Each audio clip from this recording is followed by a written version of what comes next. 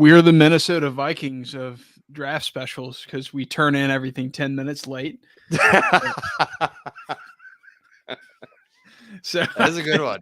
Yeah, that's a way to open, right? Right. So Old Souls football draft special. It's a tradition unlike any other. We have 0 Yeah, we're viewers. gonna be here until Kingdom Come, guys. Yeah. So looking forward to doing this. I've been putting a lot of effort into it. I know you have too. I have the Oh, Carolina I can't take Panthers as up much here. credit. You, Steven, whoever's watching. Yeah. So, Steven did a lot of the heavy lifting, so we're thankful for him. I just showed up to look pretty, so but no, I'm excited for this too. We're according to the ESPN countdown right now. Just so everybody understands, the reason why we were a little bit late. I told Steven on Sunday, I'm watching in my basement. I have my TV here, and I use a Fire Stick remote to watch TV. I have an IPTV service, and I realized on last Saturday, that I couldn't find my remote. Looked for it Sunday, couldn't find it, and so we were getting set up here, and I have the washing machine on and the dryer on over there, and I have a replacement remote. But the next thing, the TV started moving, and I was like, "Who's doing that? Where is that coming from?" And then it dawned on me, the loud noise that was coming from the dryer was the old remote. It was in my pants the whole time. So we're all paired. But anyways, just according to ESPN right now, we're 9:45 away from the draft. Now, because it's an IPTV service, I'm a little bit behind, but that's all right. So yeah, I'm about a minute ahead of you, and I'm streaming. So typically, YouTube TV is about, I would say, 30 seconds or so. So yeah, it so doesn't really matter. Yeah. Yeah, because we're gonna go pick by pick through all of this, every single team, and kind of break down how and why each. We're not necessarily going to be like the experts in what a player is really good at and how good they're going to be at the next level, because frankly, like, I don't feel qualified to give that analysis. But what I can do is I can maybe rationalize a decision that a GM or a coach on the clock makes. Yeah. And of course, I'll give some takes on players. Like Caleb Williams, I know a little bit more about than, TJ Tampa from Iowa State. Like, I watched a little bit of him, have some notes on him, but I'm going to have a lot more takes on Caleb Williams. He's a mainstream player. Mm-hmm. So we'll go from there. But Neil, I think the number one thing that I wanted to focus on before we go on the clock here is the activity in the top 10. Yeah. Everybody and their mother apparently wants to get into the top 10. You're a fan of a team that has two picks inside the top 10. We already know you're not trading the first pick. That's going to be Caleb Williams. It's pretty much a given. I think you can bet $1,000 to win $5. I think is the latest odds. Yeah. For Caleb Williams. So if it's probably free $5 at this point. But pick number 9. So if you're a Bears fan, and I want to start kind of with them because they're at the very end of the top 10 at pick 9. If you're Chicago, are you looking to maybe trade down, and who are you looking to maybe partner with? We have the Rams interested at 19, and then of course we've heard San Francisco is also interested in getting up there. Yeah, possibly to take one of those star receivers, maybe. I don't know. But if as a Bears fan, and if you're Ryan Poles, what are you thinking of doing here at that 9th pick? What's your strategy? I think it's cliche to say, but it's the way everything falls. So if I'm thinking that if one of the wide receivers is there, if Odunze or Neighbors is there, which at this point I'm kind of doubting, that in our mock draft 2 weeks ago for the first round, I had the Bears taking Odunze. I kind of have a feeling somebody's going to try to go up to get him. They're going to try to pounce over the Bears. But I could also see a scenario where Odunze's on the board at 9, but some team who is desperate maybe gives up a good chunk of change to come up and get him for the Bears to only move back a few spots. Yeah. Personally, I know I've heard some people say, like, well, the Bears at 9, they could have the first defensive player off the board. Not the year that really, tickles me. Some good defensive players, but I don't think anybody that is a game changer, we'll say. So you have guys like maybe Byron Murphy, Dallas Turner, some guys up front. I don't know. Y'all really don't have a need in the secondary, I don't think. No, the secondary is pretty well fit. Obviously, you wouldn't take a linebacker in the first round, anyways. I still think like the idea of Byron Murphy. I've seen him mocked there a lot to the Bears. The Bears drafted 2-3 techniques last year, and Gervon Dexter came on. Obviously, he came on because he had Montez Sweat playing next to him, but that's why you got him, so that you could free up other guys in your defensive line. You have a pretty good nose tackle in Andrew Billings. There is a clear hole at the other defensive end. You have DeMarcus Walker, who's, he's serviceable. He played better when Montez Sweat showed up last year, but he's not somebody that you're going to expect to get even 8 sacks in a season for the Bears going forward. So my takeaway from your take sounds like if Neighbors or Odunze, because those are really like the top end players that aren't quarterbacks, of course. Yeah.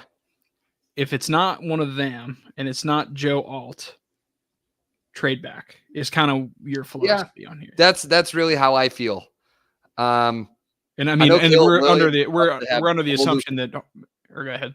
I was going to say, I know Caleb Williams would love to have Olu Fashanu, his high school teammate, be his blind side again. We're already catering to a superstar quarterback. What a story that would be, huh? What a that would be the new Clayton Kershaw, Matt Stafford, were high school teammate. hey, Caleb Williams, he's such a diva. He's forcing his high school friends on the Bears. Yeah. Oh, that's a real Aaron Rodgers move there.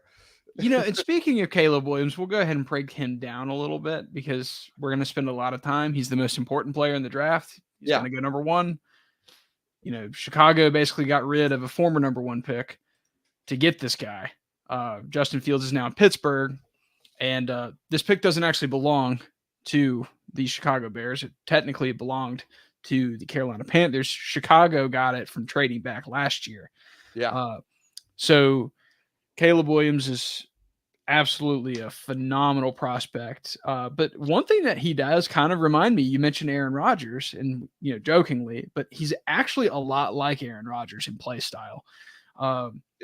I came up with an Aaron Rodgers, Kyler Murray hybrid.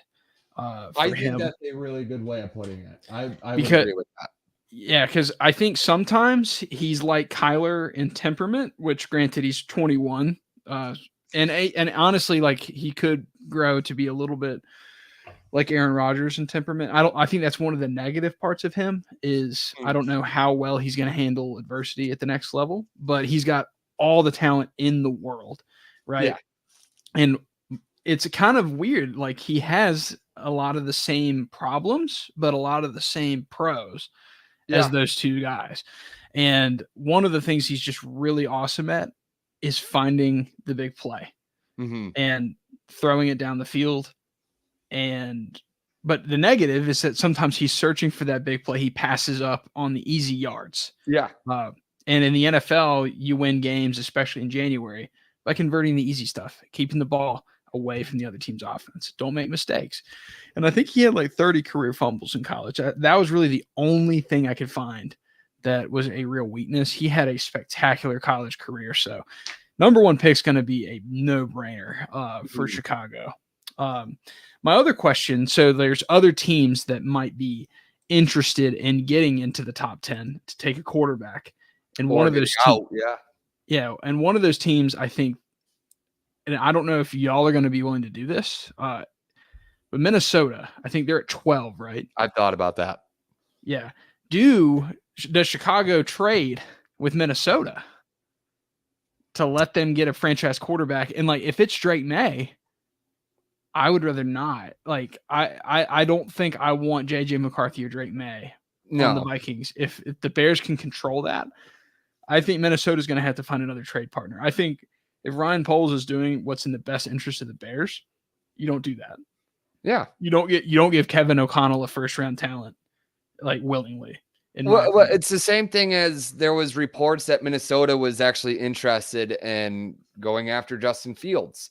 I was just thinking, Steven, when you hit 0 on the countdown, let me know and then pause it if you're not already there. What do you mean? On YouTube TV. I'm already there. Okay. Can you pause it just so I could get as close to you as possible? Okay. Well, okay. Yeah, it's already past 0. Okay. I just want to Can I rewind it? Oh, don't worry about rewinding it. I'll catch up to you. Oh wait, okay. I figured it out. Or do you want me to go like stay where you're at and what's on your screen right now? That guy looks like Cordell Stewart. Terrion Arnold kind of looks like Cordell Stewart. 1 second. Okay. What second are you at? I'm at 13, 12, 11, 10. Okay. I'm close enough. I'm at 16 right now. So let's just stay all there. right. Like Let's we're not do going to that. get it down to a second, but yeah, sorry. That was really, really horrible radio on our part, but it's okay. No, that's all right. But I will. My take on Minnesota specifically is I think what I would end up doing is I would try like hell to get to 9. Yeah. But I think I'm gonna be able to stay at 12 and get Bo Nix. 11. I think or 11. It's 11. I think. Yeah. So I think they're going to be able to stay at 11. But you know, the only thing is, why get the second first round pick then? They got that first for Danielle Hunter, right?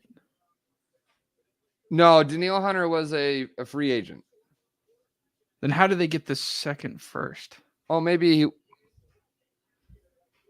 no, he was definitely a free agent because how did they get it? There was rumors that like the Bears were going to be interested. How did they get that?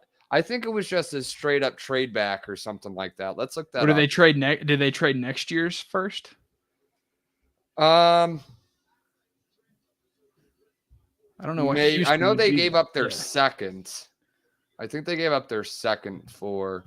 I'm looking. Look up that trade. Transactions. Look up that trade because that's important context too.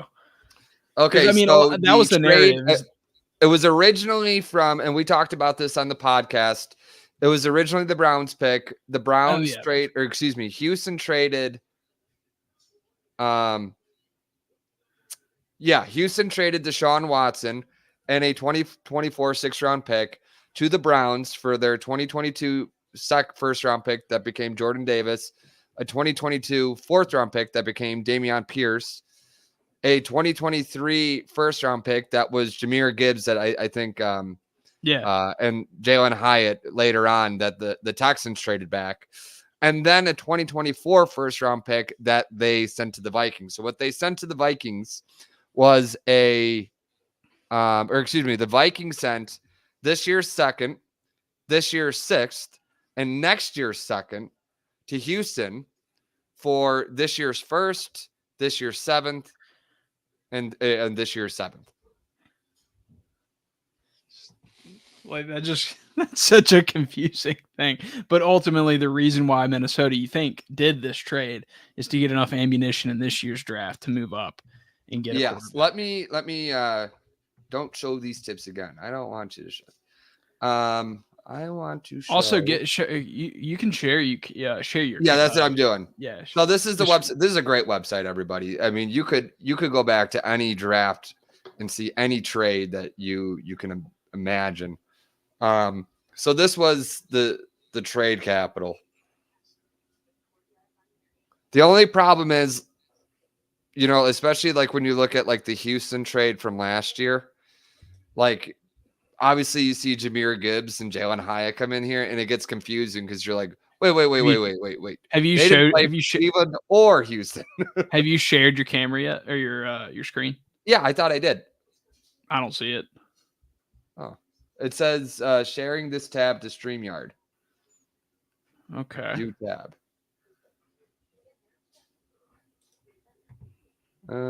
Stop sharing. Maybe I reshare. See if that works. Like go on the low tab and hit present. Yeah, that's what I was doing. Huh. I don't know why. Let me remove this and now hit share. Yeah, I'm sharing now. Oh, I didn't see it. It was added. I have to add it to the stage. Oh, okay. I messed up. But of course it doesn't show full. Let me Oh, yeah, typical. What does it show? I'll zoom out. Yeah, zoom out a little. Yeah, we can see it now.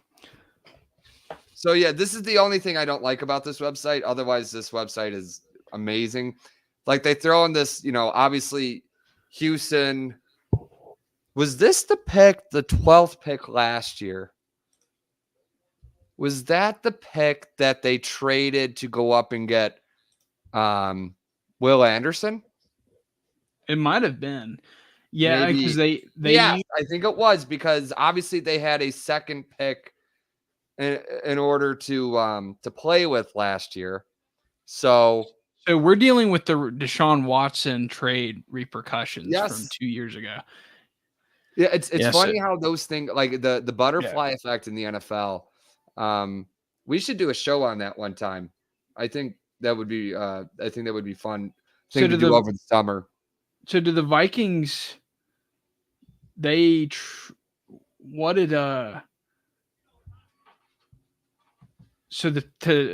who owns pick 23 now? The Vikings. The Vikings because if they're whoever's the furthest to the right on the tab. Who got the what did the Texans get for that? Did they get it? They got this year's second, this year's sixth, and next year's second. I don't like that deal for the Texans. Not in this class. I think that I don't like that. I think they gave up. I don't think they got enough for giving Minnesota that ammunition. That's just my opinion. Go back here. But yeah, anyway, so but the Vikings are interesting. Some key additions that they have: Aaron Jones, Sam Darnold, Jonathan Grenard. They really weren't very active in free agency because adding a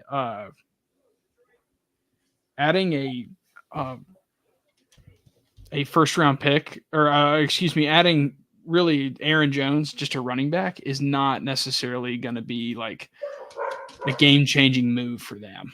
And they lost Kirk Cousins and Danielle Hunter.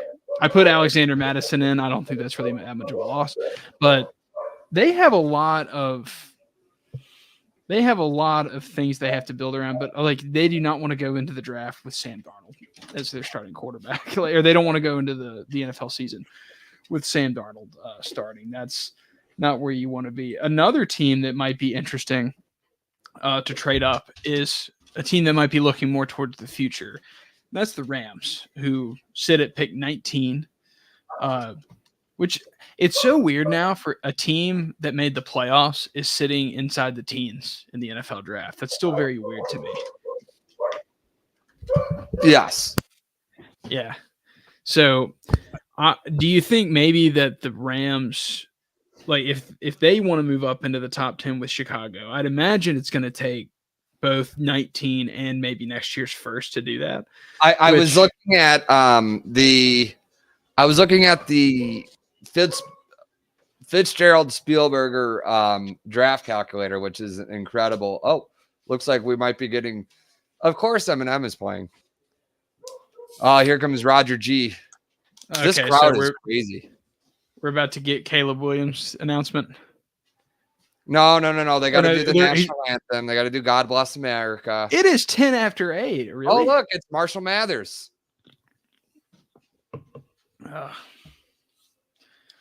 That's cool. All right. All of this, I don't want to be that guy. I love the NFL draft. I love it. Obviously, I love it enough. I'm doing a damn live stream. Why would anyone go to the draft? Like Sean Galway, who's coming downstairs, he's the reason why the dogs are barking so much. He was going to go before he shattered his femur. I want to ask him. Yeah. When he comes down, what do you do? But he was at the draft in Vegas 2 years ago. The same Let's guys, ironically, they were on a bachelor trip. Yeah, but you're just hanging out in Vegas. Like, why would anyone? Hey, like, you know where I'm gonna go this weekend? Detroit. Detroit. Yeah. Like, God bless Detroit, but Vegas is different because Miami, Vegas, New Orleans, like you can go party. You can go outside and do tons of different stuff, and they have like a tourist district. Should we go next year when it's in Green Bay? Hell no. There ain't nothing to do in Green Bay. The only time to go to Green Bay is to go watch football. And they're not playing football. They're picking players. And like the thing is, none of the players. The only reason why I go to Green Bay is to drink beer. Think about this for a second. So, like Caleb Williams, like they're gonna announce him. Like number one, Caleb Williams will put the hat on. Like he'll go like, "Yo, I'm a Bear, yay!" And then he's gonna fly to Chicago, like tonight, and meet with the team. Caleb, I heard somebody said. Who was he talking to? I think it must have been on ESPN or NFL Network earlier today, and they said, "Are you gonna go to like the after party tonight?" And he was even like, "No, I'm kind of more of a dinner guy." Like I'm not. I don't really want to do that, but yeah, of course he does it. Like he's like, yeah, I don't think I want to go out in Detroit. No, I mean, and I don't want to crap on Detroit. It's like I said, like I live really close to Charlotte, like an hour and a half. If the Panthers were hosting the draft, I'm not going. Like, I'm not going to do that.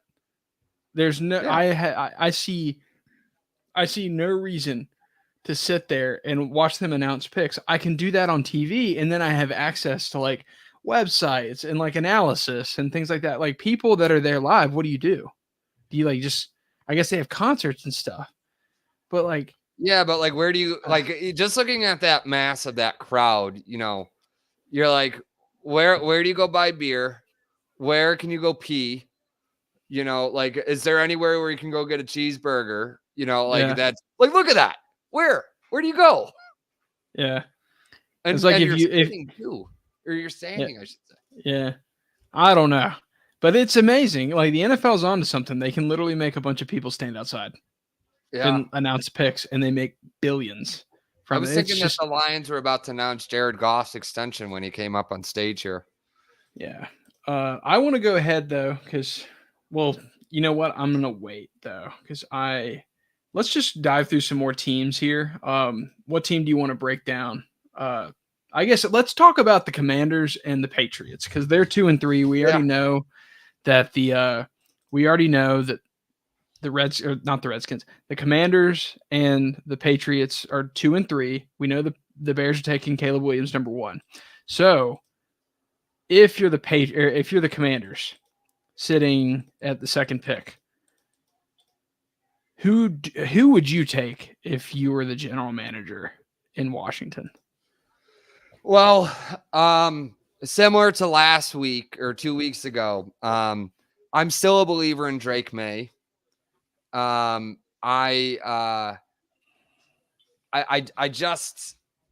like what he brings to the table. And it's so much, it's also a little bit about, I'm not a believer in Jaden Daniels. However, I'm not the guy that's making the pick. And based on what the people that have intel are saying is that, it's going to be Jaden Daniels. So that's how I imagine. My thing is, after Jaden Daniels, like how far does Drake May fall? Like, does he go at 3? Does he go to New England? Or like, because there was a rumor today that the Giants were going to trade up for JJ McCarthy at 3, or the Patriots might take JJ McCarthy at 3. One thing that's interesting is like, I don't know if I want to call my shot here, but there's been a little bit of buzz and smoke around the Commanders actually going JJ McCarthy. Oh yeah, I did see the odds on like FanDuel or something like that, like skyrocketed. NFL teams love JJ McCarthy. I Mhm. really think that. Now, the problem though is with Drake May, you get like the physical makeup of a Josh Allen. That, but like Justin Herbert, like the really strong arm, big, trunky. I can't believe I just said trunky like Colin Cowherd, but like Pause. the big, yeah, the big arm kid that's young. Jaden Daniels is the electric, like mobile quarterback. JJ McCarthy's like the guy that, to quote a lot of people that don't know ball, like he handed it off every play. He didn't do nothing at Michigan. Like but I think they love like the intangible makeup of him. And the thing is, it's like, what are you looking for? Are you looking Sean for Galway is here. Steven had a question for you, Sean. Yes. What is your question? Neil said that you would go to the draft. And I have one question. Mm-hmm. Why?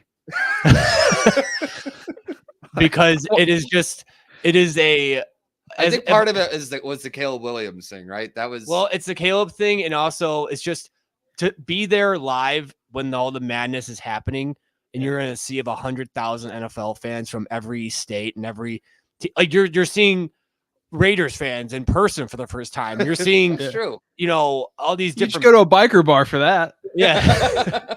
Yeah. You're seeing Jets fans in the wild, and you're seeing how Yeah, ugly that's they true. are. It's like it's just an experience you have to see for yourself. It is like unbelievable to be out there in 100,000 people. Like some people don't like crowds. Like I like crowds. They're fun. Yeah. I'm an old man. I'm an old man too. Like yeah, Yeah, clearly. the older, hence Yeah. hence the name. I went to the Falcons game when they played Green Bay in Atlanta, and like by 7:00 that night, so after the game was over, I get home and I'm like, I felt sick in terms of like how tired I was. I was like, there's like a strain in my throat. I feel dehydrated. Yeah, I have to take a day off from work. I'm like, I didn't do anything. I sat on my ass for all you 3 did was hours. drive. And I drove from Atlanta back to Spartanburg where I live. In So fairness, that's the drive from Atlanta is it can be kind of tough. Yeah, it was really tough for us because we lost. Oh yeah. Yeah, that's the third time I've been to Atlanta's a Falcons game and we lost. I think Caleb is a little bit like, oh, of course, Louis Riddick is doing the whole, well, how come the Bears didn't consider Jaden Daniels thing? Why would you? Caleb is better. I know. He's like the better, younger version. Like, I mean, you got to have controversy in that because when you're in TV, like you have to say, like, and if anybody I guess that listens, boring for them that like the first pick was known since it's been a while since since Joe Burrow. Well, Trevor Lawrence maybe. Yeah, but, and when people watch this later, they're gonna be like, in a way, it might be a little disappointing for them. Like, I'm not here to tell you that one player is a lot better than the other. I'm not, because like comparing Jaden Daniels and Caleb Williams, they're like apples and oranges. Like if I wanted to run an offense where I want my running back or I want my quarterback to run for 800, 900 yards in a season, well, yeah, I'd rather have Jaden Daniels. Jaden Daniels can do that. I don't think Caleb can do that. Yeah. Caleb, though, if I want an offense that's built around explosive passing plays, I kind of want that. You're never going to get Caleb Williams. Just give it up. The pick is in. What took them so long? What the heck? Were they thinking about they were finishing painting their nails? God. Oh wow, Brad! For us.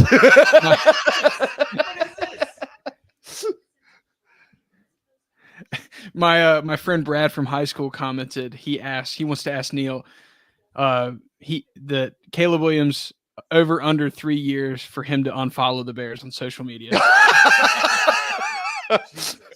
Wow. I'll say a little over, but not.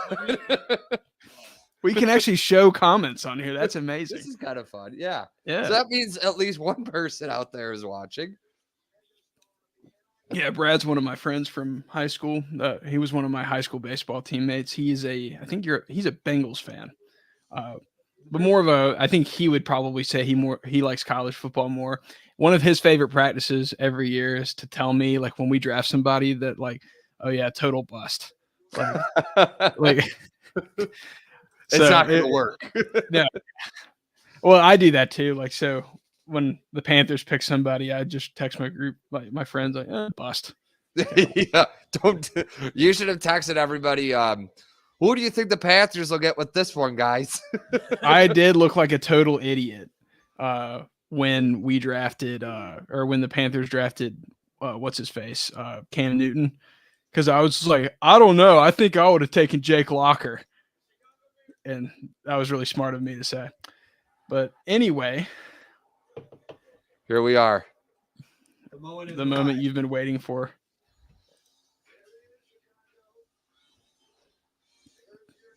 Time to tweet. All right. So Caleb Williams here. Caleb Williams, the new He's going to quarterback of the Chicago Bears. Going to the Well, Bears. He is he played at two different colleges, Oklahoma and USC.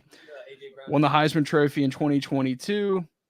I think one of the most impressive things about him is every single year that he was a starter, which he basically started 2.5 seasons. So I'm going to say he was a 3-year starter.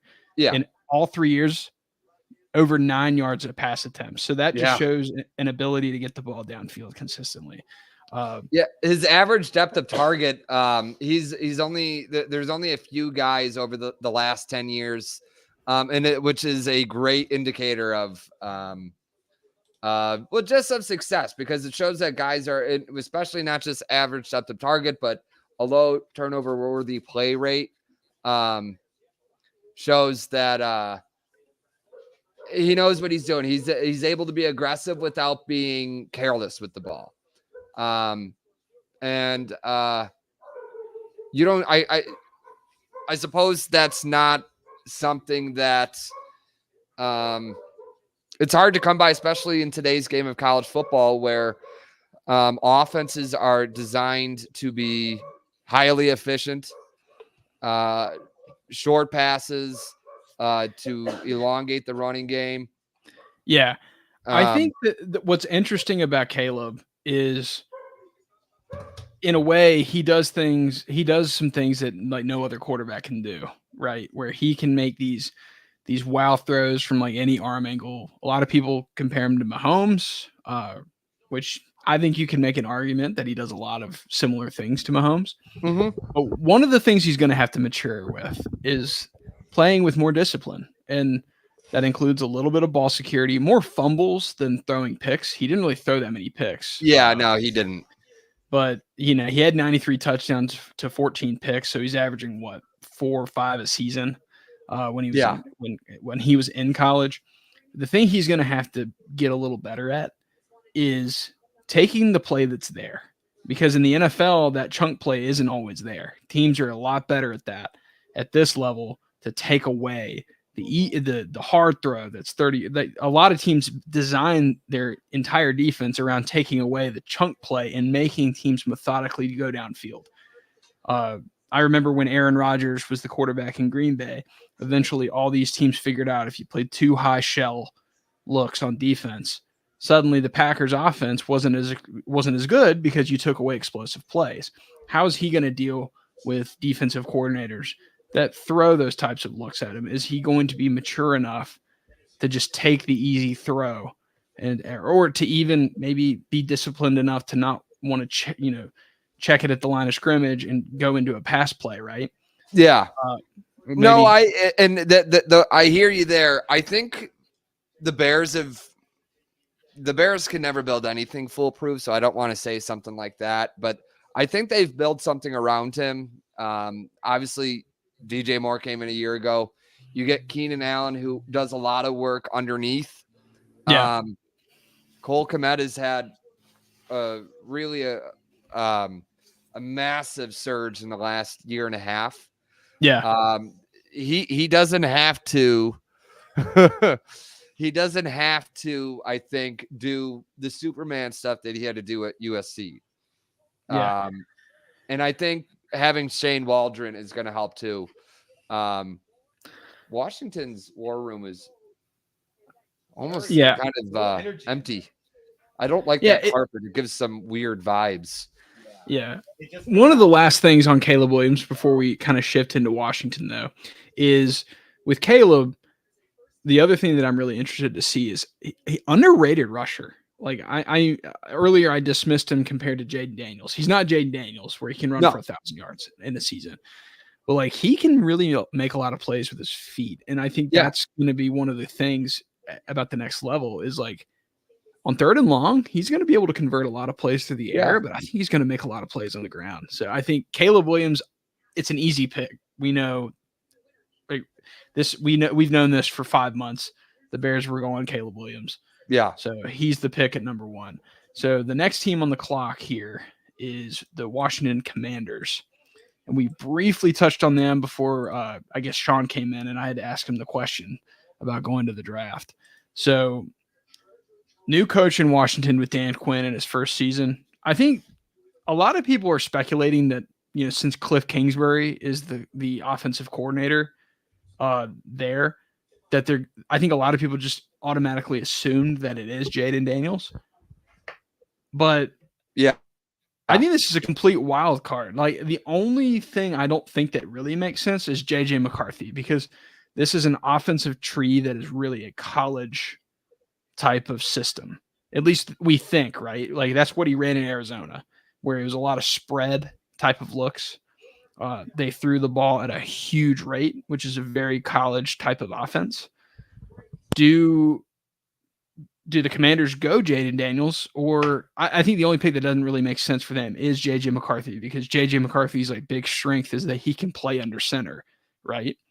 That he can play in a pro style offense. So if you're the Commanders, who do you go here? Well, I said who I would go with earlier. Rewatch the first round. Who would you go with? I'd still go. I think I know who, but give me your.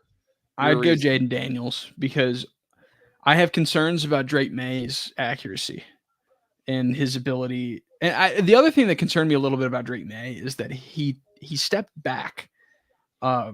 Once he lost some star receivers, like he was not that productive last year. And I don't know. I think there's a lot of. I'll say this because there's a lot of data to show that stepping back your last year is not any worse than taking off your last year, like Jaden Daniels did. Yeah. And to be fair, Jaden Daniels has a lot of concerns. I think they're my favorite quarterback here is actually JJ McCarthy, but I don't think they're going to do that. I don't think they want to splash. They want something to rival the cross-state team.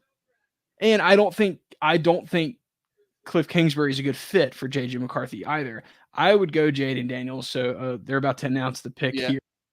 I think now I might be a little bit ahead of you. Let me pause for a second and then play. Yeah, they just announced that it's Jaden Daniels. So Jaden Daniels, he won the Heisman Trophy back in 2023. I mean, you watch the LSU's offense, unbelievable. Like one of the best offenses, at least since 2019, with that same LSU team that had Burrow, Chase, Justin Jefferson on it, Clyde Edwards-Helaire. The only concern I have is his frame. He's listed at 6'4", 210. I think that was from the PFF guide. He ain't 210. Let's be honest. He's probably 195 at his playing, maybe even 190 at his playing weight. Yeah.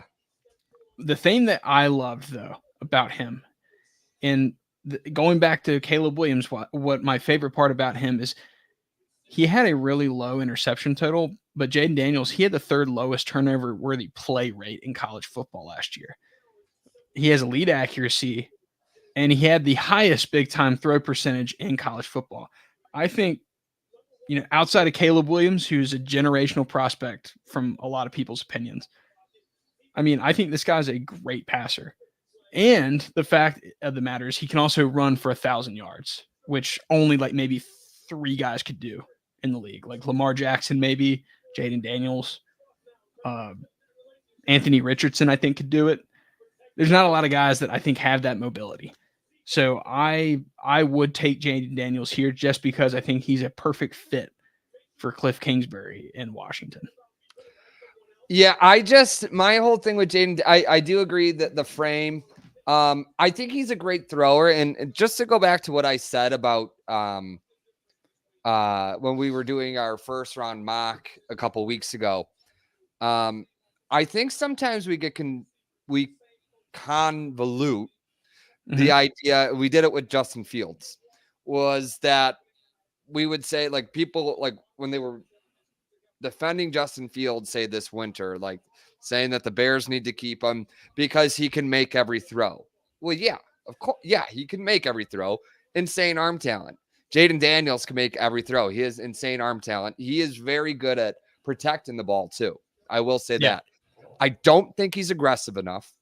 I know he had a high big time throw rate. He, I think, had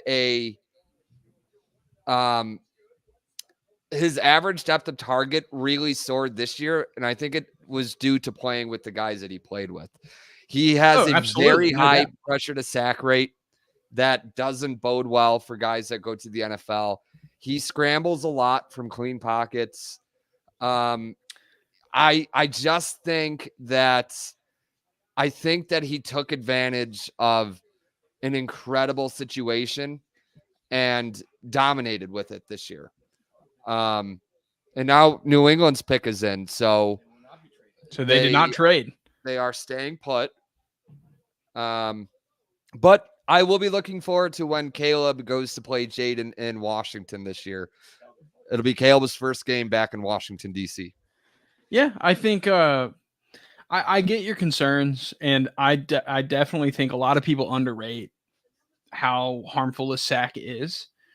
Mm-hmm. But I do disagree with your point, though, on his tendency to scramble, because no, he does though. No, but I'm saying he does. But I think in a way, like when you have the mobility that he does and the athleticism that he does, that's not a disadvantage. It's one thing to be like Sam Darnold and you're running for your life, but like, of course, he's going to be quick to run. Like in a way, this is the same. He's going to the same system Kyler Murray played in. Yeah. Now, I don't think he's better than Caleb Williams. I'm not saying that. What I am saying is this quarterback fit for this coach is the right fit, because I think he has a lot of the similar skill sets that Kyler Murray had in Arizona. And Kyler Murray was productive in Arizona. They lost because of a lot of other reasons. And I think it's because Cliff Kingsbury was running a team. Now I think Kingsbury's back where he needs to be, which is an offensive coordinator. I'm going to be really interested to see what Daniels does here at the next level. My last concern, though, before we move on to the Patriots, is with Daniels, is he was a very late breakout. And a fun fact is he threw passes to Brandon Ayuk, who's been in the league for like 4 years. Or is it? Yeah. This is his Brandon Ayuk might get traded tonight. Yeah. So like he's been in the league for a while. And one of the stickiest things you look at any quarterback, there's not a lot of them. If they break out really late, or if like in his case, he was a decent quarterback at Arizona State, but he became a great quarterback at LSU. Did he become this great quarterback because he was older than the competition and he had been around for so long? Like Kenny Pickett is the guy you don't want to have in that situation. Exactly. Right. So the next pick we have are the New England Patriots, and I think Goodell's actually coming up to the stage now. Yeah, Mel Kiper thinks Drake May. I have to imagine it's Drake May. I would be, if it's not, the draft starts now. Oh, you're gonna get so many Mac Jones comps if it's JJ McCarthy. Just like the national champion. Yeah. So is it Drake May? I was thinking you were gonna get a lot of Tom Brady comps. So Drake May. So it actually went pretty chalk compared to what a lot of people thought originally. I should make money on this now, I think. Did you make a bet? Let me make sure that that's what the bet was on DraftKings. But to kind of go over the Patriots before I bring up Drake May's profile here. First three. This is a team that's still recovering from losing Tom Brady at the end of the 2019 season. I'm going to be curious because the one thing that fascinates me is they're completely revamping their offense, right? Their defense was actually pretty good last year, but it was brought down by the lack of playmakers, and then number one, just awful quarterback play. Like Mac Jones lost all of his. Covington. I don't know. It's a great question. I don't know every coordinator in the league that well, but the Patriots tend to have good defensive players, and I think they kept a lot of their staff because Jerod Mayo was hired internally. So the thing ultimately that interests me the most is McAdoo and Alex Van Pelt have history of working with quarterbacks. So Drake May, a lot of his issues are mechanical. Like he has a lot of physical ability, right? But a lot of scouts question his throwing mechanics and his footwork. But that's coachable. I think that's Drake May, coachable. to me, Yes, it's like a Jordan Love. I think it's very similar to Jordan Love in some ways. Yeah. Jordan Love was, I think, a little bit better at throwing outside the numbers than Drake May, and Drake May is better at throwing inside the numbers than Jordan Love was. Yeah. But they have a lot of the same, where I'm getting really technical and I don't necessarily even know what I'm talking about. I'm just kind of repeating what I've listened to over the last 3 months is, his feet aren't always in the right place when he throws, his arm angle isn't always right. And it just leads to throws being a little off here and there. But you can't deny, obviously, he's got the size, and he was productive in college. Like for all the people that say, oh, he needs a lot of polish, he's not necessarily a guy that's ready to play. He was good at North Carolina. I think people that say he needs work, like you had the Jordan Love comparison. That's a little strong because Jordan Love was. You get a lot of people that Jersey scout too that were saying, "Oh, here comes Sam Howell, here comes or Mitch Trubisky." And it's that's not fair to him either. Go ahead. Yeah, I was gonna say, like, Mitch Trubisky didn't even play under Mac Brown, like he was under the previous. But like I think with May, and like you brought up the Jordan Love comp, like in terms of like kind of their profile, but even Jordan Love wasn't really that good at Utah State, while Drake May he had a lot of production. He was second in college football, or no, he was, he led college football in EPA per play, and I think total EPA in 2022. Like that, he beat out Caleb Williams in expected points added. Yeah. Like that's not nothing. Like Caleb Williams was a deserved Heisman winner. So Drake May was productive at a young age. That was his first season as a starter. I brought up one of the only concerns you might have is that he failed to progress in his third year, or I guess his second year starting. And you want to see a little bit more just refinement from him. Yeah. I think I don't necessarily disagree. I think he is like if I'm just starting a franchise from scratch, like, yeah, I'm taking Drake May over Jaden Daniels. But I think overall, I think both teams got it right. So I think the Patriots did very well here. And too, with the Patriots, like I know a lot of people have said they're very far away, and they are, but you can't. There was the whole idea of like, well, what if they just what if they trade back and just build up the rest of the team? That worked. I mean, it worked for the Bears, but the Bears got very lucky that it worked for them. The Patriots probably are going to be picking no lower than say 7 or 8 next year, I'd imagine. Yeah. So you're going to have the opportunity. You would have the opportunity for a top quarterback next year, but I don't think there's a Drake May, a Jaden Daniels, and there's definitely not a Caleb Williams in next year's draft. So you're building up your team for a quarterback that's not as good.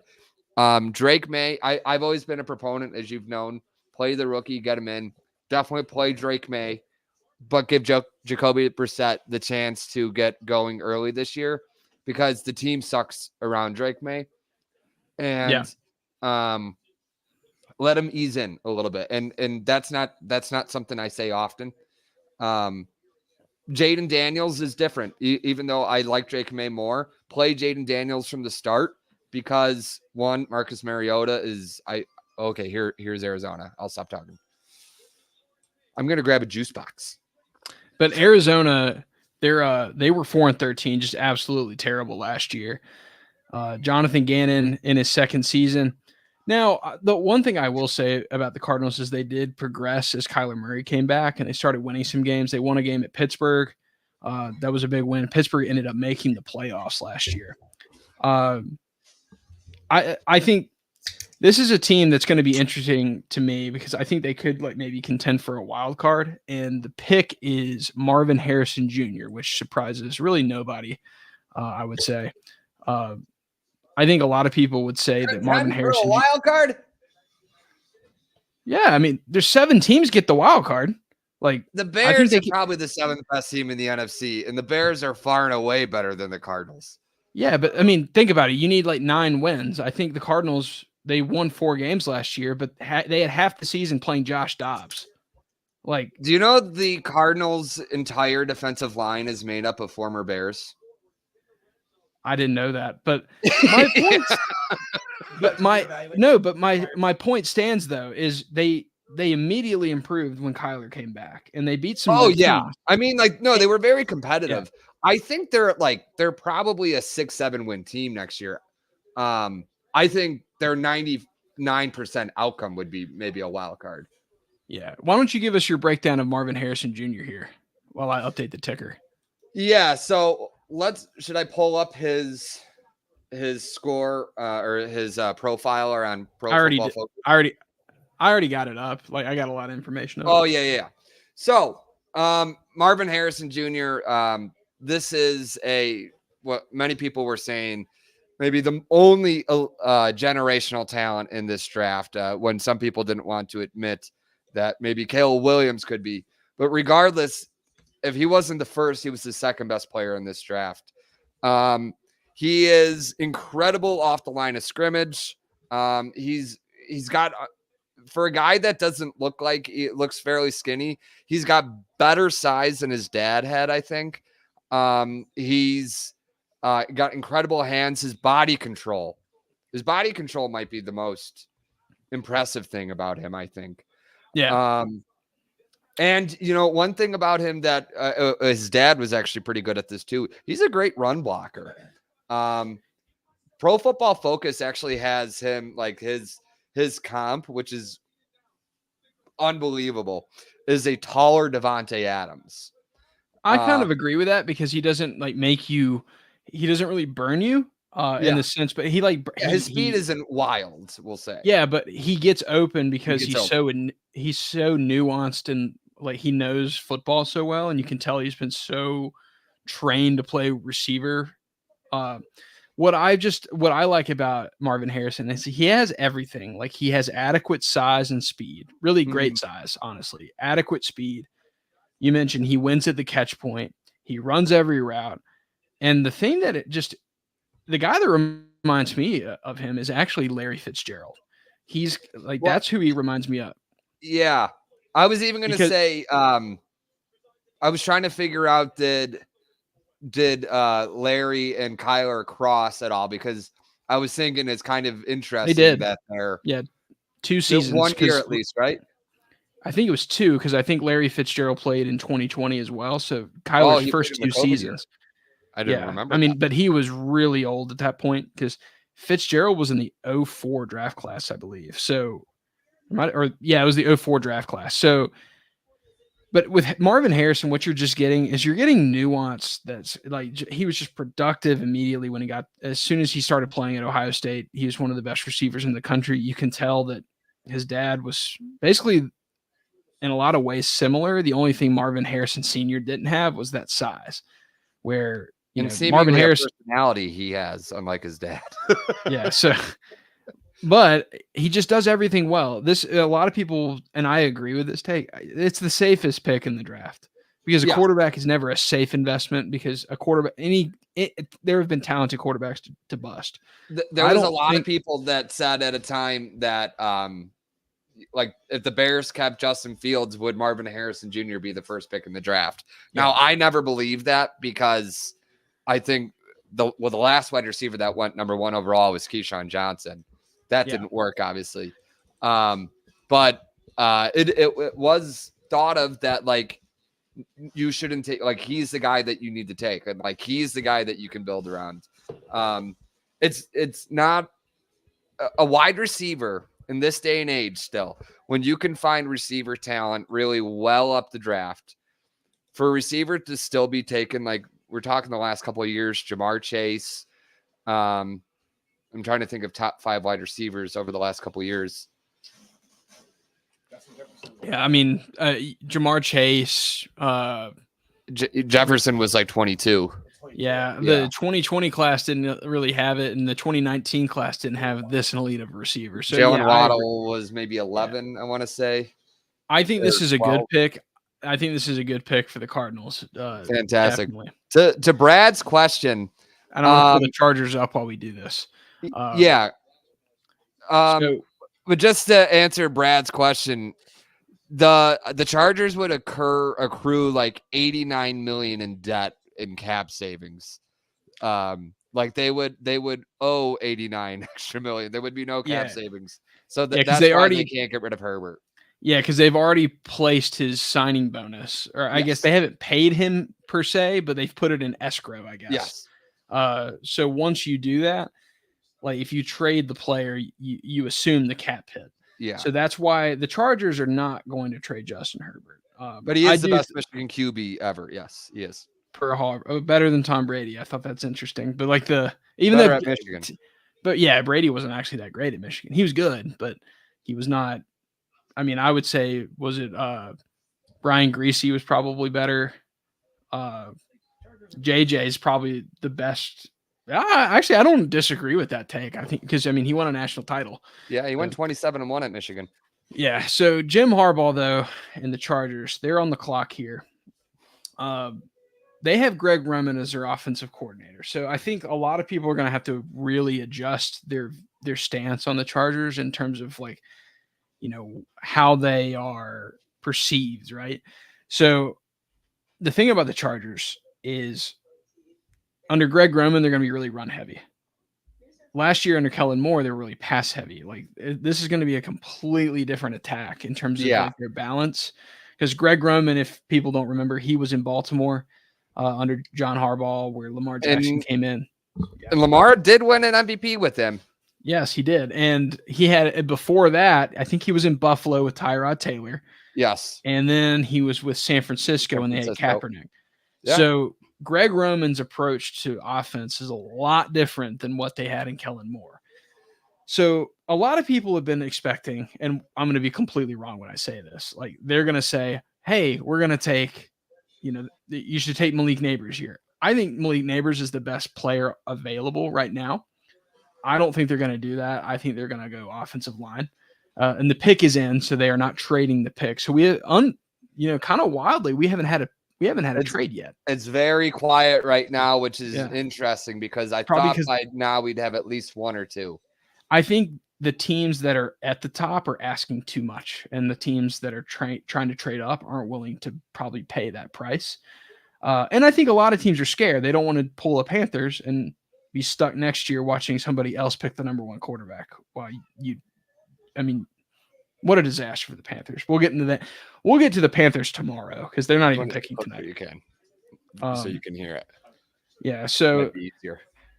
Talking. If I'm the Chargers though, I probably lean Joe Alt, left tackle from Notre Dame here. Yeah. No, I think it's all with the way Schefter was talking there. It was like it's basically any offensive player on the board is up. But here we go. But Neighbors could be. They don't have any receivers either, so I could see that. But I think the way that they're thinking here, they want to build up through the line of scrimmage, and there are receivers you can take on Friday night too. Joe Alt. All right. Well, I got that right. So Neighbors and Odunze are still there. JJ McCarthy is still there. So now Tennessee's got to be thinking about. Let's see what Yeah. all right. So these next two picks are gonna be very interesting. Does Minnesota try to trade up to 7? Possibly, but let's go over Joe Alt real quick. Yeah. So Joe Alt out of Notre Dame, he's like your just like prototypical like top 10 left tackle. Yeah. And the size is ridiculous. I feel like he's one of the biggest left tackle prospects we've seen. He's like the guy in Rudy. Yeah, he's like 6'8", 320 plus. But I mean, I'm not going to spend a ton of time on left tackle here, but like he was a 2-time All-American, great RAS score. Every single college snap he played at a high-level program like Notre Dame was at left tackle. But what interests me the most is he actually played tight end in high school alongside tackle, so he's got some wiggle and some feet to him, right? Yeah. Like he's not just a statue where he's got so much length that you can get it. Like he's got some movement ability too. I think this is just one of those guys that you're just going to plug and play him, and he's going to be awesome for at least his rookie contract, which is all you can really ask for from a draft. Yeah. Pick. Like, and I'm not saying good. I think he could be elite, and you win games through the line of scrimmage. You only need to be in this league. Left tackles have very high turnover rate. You only need to be really a top half of the league left tackle to stick around. Now that's harder said than done, because top half of the league, we're talking like 16 left tackles. There's about 40 to 50 left tackles that can play in a season. So to be like, when I say top half, 16 out of 50, you have to be really in the top third of the league. I think that it's a wider range than there is for quarterbacks, than there is for a wide receiver. He's going to stick around for a while. Jim Harbaugh has when he had Joe Staley at in San Francisco, he had obviously some great offensive lines at Michigan. Greg Roman's offense is predicated around a heavy run game. And that's going to be different now, especially, and it's going to look weird with Justin Herbert doing that, being the man behind that. But Joe Alt's going to be the guy to set the mojo for that offense. Yeah. And like I said, with receivers, like, yeah, they passed on Neighbors here, which I'm sure you're happy to see this, because, by the way, there's only 3 teams left and 2 of those receivers are still available. Well, now let's see what the Giants do, because now the Giants are. Yeah. So with the Giants, though, going to them, 6-11 last year with Brian Daboll, they really took a step back after Daboll got them to the divisional round in 22. Mm-hmm. I think they could go a lot of different ways. This is like, do they go quarterback? Because Daniel Jones is kind of on his last chance, if he even has a chance left, right? But this team needs help all the way around. That's the thing, is they need more explosive players. So I think Neighbors is in play. They could, Evan Neal's been line help. Evan Neal was a disaster. He's been terrible. And that was a top 10 pick just a couple of years ago, when they took him and I guess Kayvon Thibodeau, like back-to-back picks. Yeah. The Evan Neal pick was the pick that the Bears traded them to go up and get Justin Fields. Yeah. So I think there's a lot of different options in play. Do you go quarterback with JJ McCarthy? Or, maybe if you love Bo Nix, he can maybe start to sneak into this range. Or, I think this is, to me, I think you just take the best player on the board, and that's Malik Neighbors out of LSU. But he is not on the phone yet, so I don't know who would you think here? I mean, well, the way it's kind of looking, like JJ looked pretty. I think you have to go with JJ, just for the fact that, similar to New England, I think the Giants are going to be very bad. I think they're going to be picking up here again next year. If they pick JJ McCarthy is the biggest loser of the night. So. Oh, he is. But I wouldn't want JJ to start anyways right now. I don't think he's ready. Okay. I just think this team they don't have any explosive players. And the thing is, I don't know where they're going to get them. Like, that's we'll see what happens. Did they take JJ? No, they took Neighbors. Okay. So they got the pick right. So I'll give them credit there. And I'm relieved, because I did not want Malik Neighbors going to Chicago. So Neighbors, hot take here. Just get ready. I think he's the best receiver in the class. I think he's better than Marvin Harrison. I Yeah. love Marvin Harrison. But this guy, think Jamar Chase 2.0. Like, Yeah. just explosive ability. He can play all over the field. He's not just he can play the X, he can play the flanker role, he can get into the slot.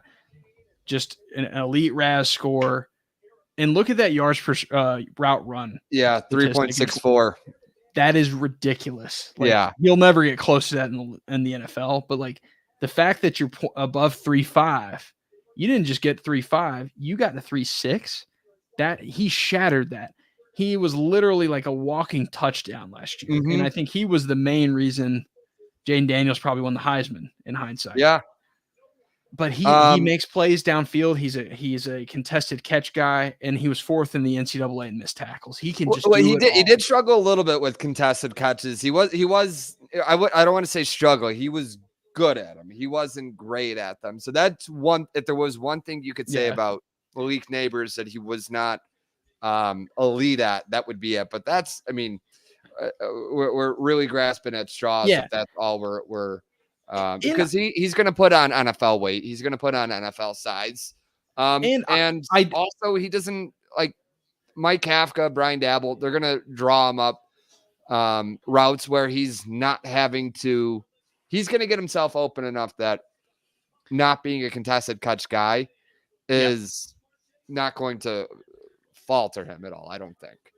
I also think with Jamar, I wanted to say Jamar Chase. He reminds me so much of him, but with Malik Neighbors, the thing that is so interesting to me though about him is he's not great at contested catches, but like I think he's plenty good for his size. He's only a 6-foot receiver, so he's not like Marvin Harrison's 6'4". Yeah, 6'3". right. Like that's a big receiver. Now Marvin Harrison is probably better at that aspect of the game. But when I think of a do-it-all player that can just get chunk plays, and that's what the NFL is about, I think of Malik Neighbors. I think this was a slam dunk pick. And if I'm Daniel Jones, this is the first time I can say that I've had a true, genuine playmaker on the outside. The only guy that's really been an explosive player in that offense for them was a running back in Saquon Barkley. Right. So a lot of wide receiver threes. The old wide receiver 3 offense doesn't work. They're going to give Daniel Jones one more chance, I think, and then they have to. With the amount of money that they're giving him, they're going to have to give him one more chance. But I wonder if they're going to be somebody that maybe gets aggressive if somebody like Bo Nix is still available towards the end of the first round. That's a possibility. Because I still think that you need to have a contingency plan for. It's so weird to see Mike Kafka. Yeah.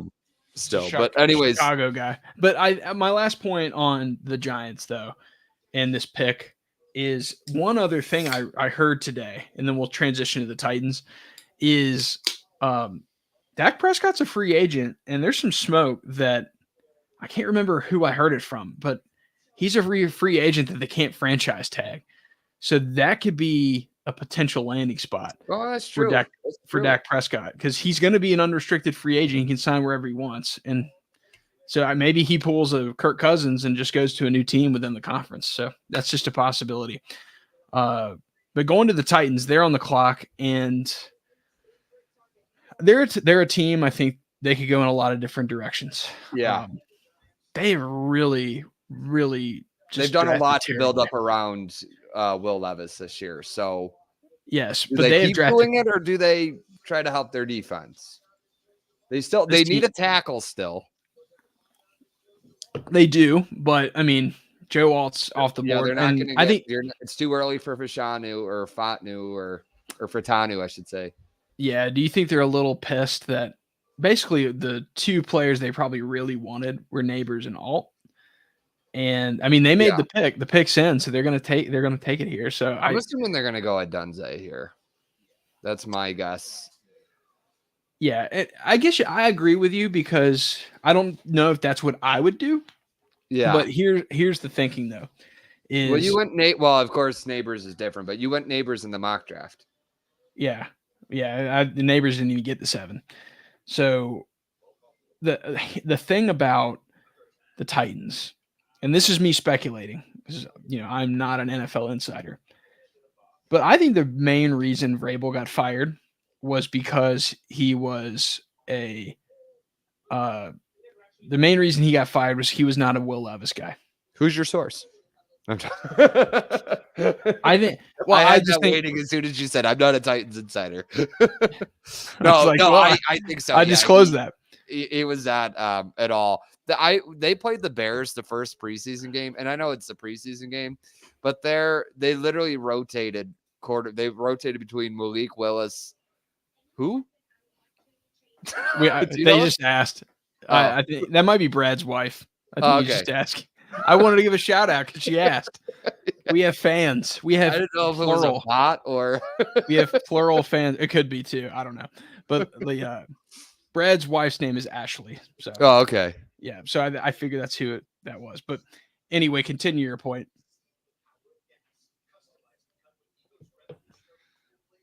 About the Titans, you were talking about them. Oh, sorry. Yes. So yeah, no, I think right now it's going to be a Dunze. They, like I said, they could have gone tackle. Alt's gone. Alt would have been their pick. As a Bears fan, I'm hoping it's not, but at the same time, I wouldn't mind if it is, for the reason that now you could start picking up the phone and calling other teams about moving back. I'm going to be, in fairness, I'm going to be really pissed off if the Vikings come up at 11 and McCarthy's there. Like that, they got a second round pick without it, or a second first round pick, and they didn't even have to use it to trade up for him. I'm hoping Denver comes calling Atlanta or something like that soon here, or maybe it's hard to see Vegas doing it. I don't know if he would be a fit there. Yeah, I think it would be weird seeing JJ McCarthy and Zach Wilson in the same quarterback room. I agree with you on the so with my point about Vrabel though is like they're gonna do everything they can to make Will Levis a thing and succeed in Tennessee. I think they made their bed with him, so that's why they went out and got Calvin Ridley in free agency. They got Hopkins last offseason. They signed him. Might as well pair him with a young guy too. So I think I agree with you. I think it's going to be a Dunze.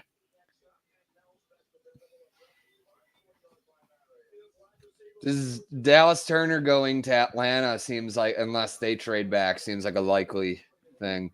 The pick is in. Did that just happen, or? No, it's been like that. Oh, it's been like, why have I not knows? Let's see. Let's look at Tennessee's depth chart on our lads. And here comes Raji. BJ Raji. Oh, they could go Bowers too. I didn't think about that. They could. Oh, wow. He went a lot earlier than I was thinking. Wow. I don't think that's a terrible pick though. I know that. I mean, they need a left tackle. But could they have gotten it? I guess maybe no one's calling. Nobody might be calling to move up.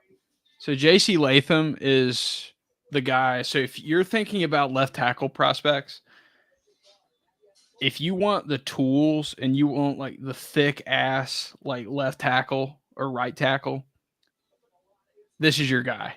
Like this, and like the SEC is known for producing these guys. Like the guys that look like they're NFL quality like tackles when they're 18 years old.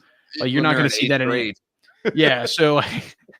But he is just, if you watch him, like he looks like somebody with an NFL build to him. And I think he's an ideal zone scheme player. And if we go back, I think that's what they're going to run with Brian Callahan in Tennessee. Coming from Cincinnati. Coming from Cincinnati under Zach Taylor. And that's the kind of the Sean McVay tree a little bit and the Shanahan tree. He's got just elite traits. I think he's super athletic. He's 350 pounds, but he doesn't move like it. You're not going to find these guys later in the draft. And you thought like he wasn't gonna, and he was pretty low on like the PFF big board when I filled this out, but like I kept seeing a lot of hype for him to be a top 10 pick. So I'm not really that surprised. I just didn't make the connection that they would maybe go O-line here. I thought they were going to go another pass catcher, but I don't hate the pick at all. I don't either. I think there was, I think this season was somewhat of a letdown based on what he was thought to be going into the year. I think maybe he was going to be with the likes of Joe Walt, was similar to Fashanu. Fashanu was considered a top 10 pick for most of the first half of the college football season. So it's a wonder what scouts saw that they felt like he didn't either get better on this year or what he regressed in.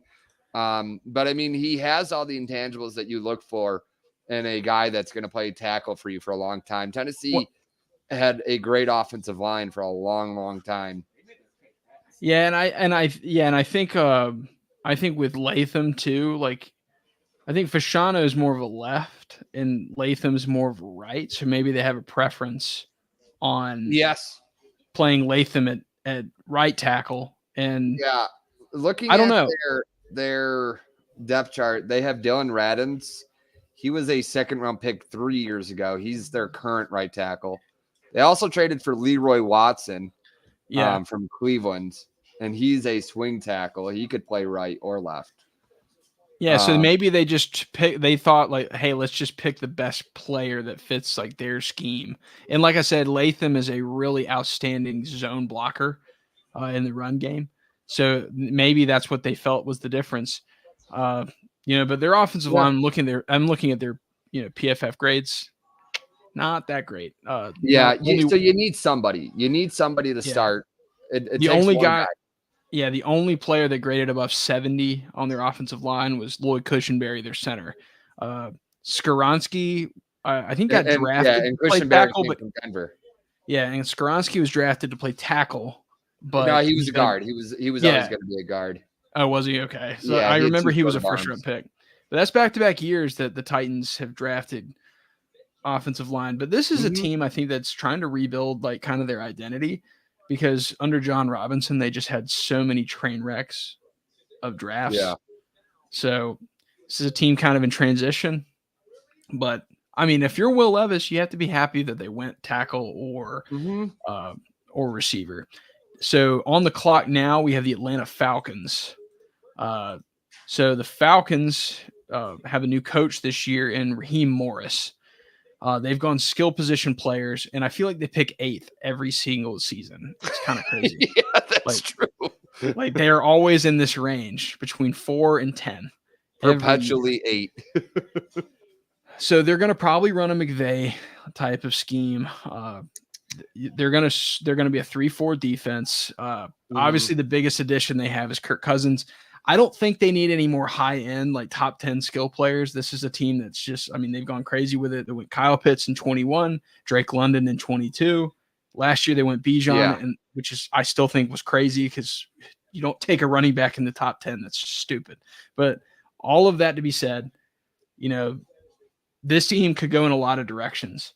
I think they're going to go defense here. I think this is where you start to see maybe like somebody like Byron Murphy go off the board. I'm thinking the same thing. I think Byron Murphy is probably somebody that would be. Could he be like a 5 tech in a 3-4 defense? He could be. And remember, this is the same guy that was coaching Aaron Donald. So you probably want somebody that's like that. You're not going to get Aaron Donald if you drafted Murphy. Of course, no one's going to be Aaron Donald, but you want that kind of like interior rusher that can get after the quarterback and create pressure. And Murphy can probably do that. He's really disruptive. Oh! No! What? Are you kidding me? Oh, wow. Michael Penix Jr. You took him. I took him in the mock in the second round. Yeah. Wow. That's crazy. Where is he on the thing? And he went before McCarthy. McCarthy. Who had that? Who had that? I did not have that on my bingo card. So, but you did have him drafting him in the second round. But wow, Well, I I'll mean, their say this. defense is. I'll I'm say thinking the this. Bears are thinking about moving back here, but Jesus, Michael Penix, wow. I'll say this though. So Well, the draft has started, everybody. if I can, there we go. It paused for a second. So I'll say this about the Falcons though, and I said this last week. Kirk Cousins had an Achilles injury last year, and everybody wants to talk about how Aaron Rodgers and how's he going to recover and be back Yeah. ready to play. Kirk Cousins tore his Achilles in like late October last year. Mhm. So is he going to be ready to play? And is he ever going to be the same?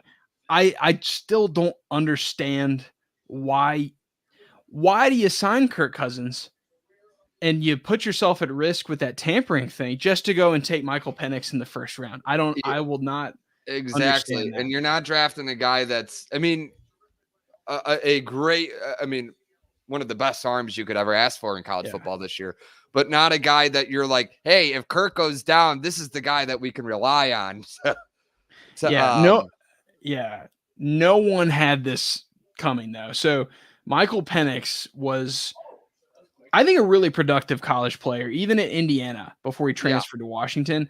The thing that he dealt with, it was injury, right? He was just an elite passer.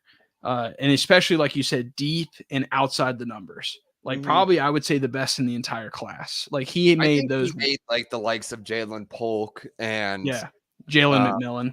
Yes, I think he's the reason why those guys became as good as they did. But can he stay healthy? That's a big question because he's been hurt throughout his college career. And the one game where he played against an NFL style scheme, an NFL level talent defense,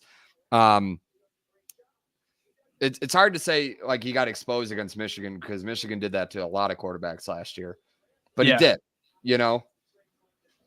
I think that's the question with Michael Penix.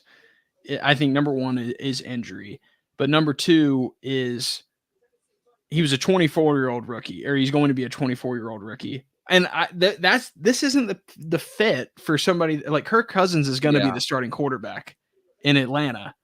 So why in the hell would you pick? Why in the hell would you pick a 24-year-old rookie? Like I think McCarthy would have made more sense for the Falcons because he's a 21-year-old rookie. This is stupid. This guy's gonna, by the time his rookie contract's over, he's going to be approaching 30 years old. Exactly.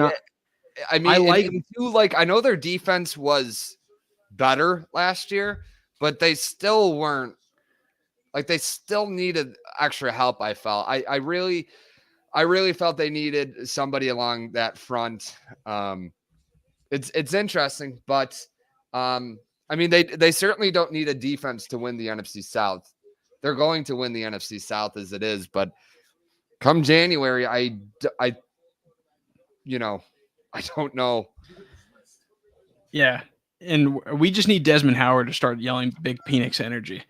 That's what we really need. But I don't know about this pick. I like Michael Penix. I think he should have been a first-round pick, but I don't know about this team. But last thing I'll say about this pick before we move on to the Bears here. With Michael Penix, if they get it right, it's worth it because then he'll be a franchise quarterback. And if you ever get a franchise quarterback right, you ace the draft. So Chicago's up next. I think the pick slam dunk here. I think it's Rome Odunze. It better be. You got exactly I'm what you even wanted. lifting up my phone. I'm up because I know. Oh, I just felt the first text message. Let's see. Roman Wilson. Yes. All right. So Caleb Williams. So Roman Wilson gets, Caleb Williams gets basically a loaded weapon or a loaded receiver group when he gets to Chicago because he's going to have Keenan Allen, he's going to have DJ Moore, he's going to have Rome Odunze. I think Rome Odunze was rightfully the third best receiver in the class. I think Marvin Harrison and Malik Neighbors are like special, like talents you don't see in every draft class. Rome Odunze, though, like you mentioned before, I think in a lot of draft classes, like maybe 2022, definitely last year, he would have been the number one receiver in the class. Where he doesn't necessarily beat out those first two guys is he's not really a strong yards after catch player. Where he's awesome is downfield. And I think we talked about Michael Penix, the pick earlier. I mean, you could argue that Rome Odunze helped Michael Penix. Well, the Vikings are on the clock. So the Vikings trade up here. So, but I think Odunze is just a really solid pick here, and there's not going to be a ton of pressure on him to produce. No, early. Jackson Smith and Jigba was. I know people are wondering what's the connection here. The Seahawks drafted him last year, and of course Shane Waldron was the Seahawks offensive coordinator. And Shane Waldron did not really feature Jackson Smith and Jigba a lot. However, I think in this day and age, with wide receivers getting just an insane amount of money anymore, you definitely have to invest your rookies in a wide receiver. You have to be able to prepare to how are we going to pay this guy in a couple years.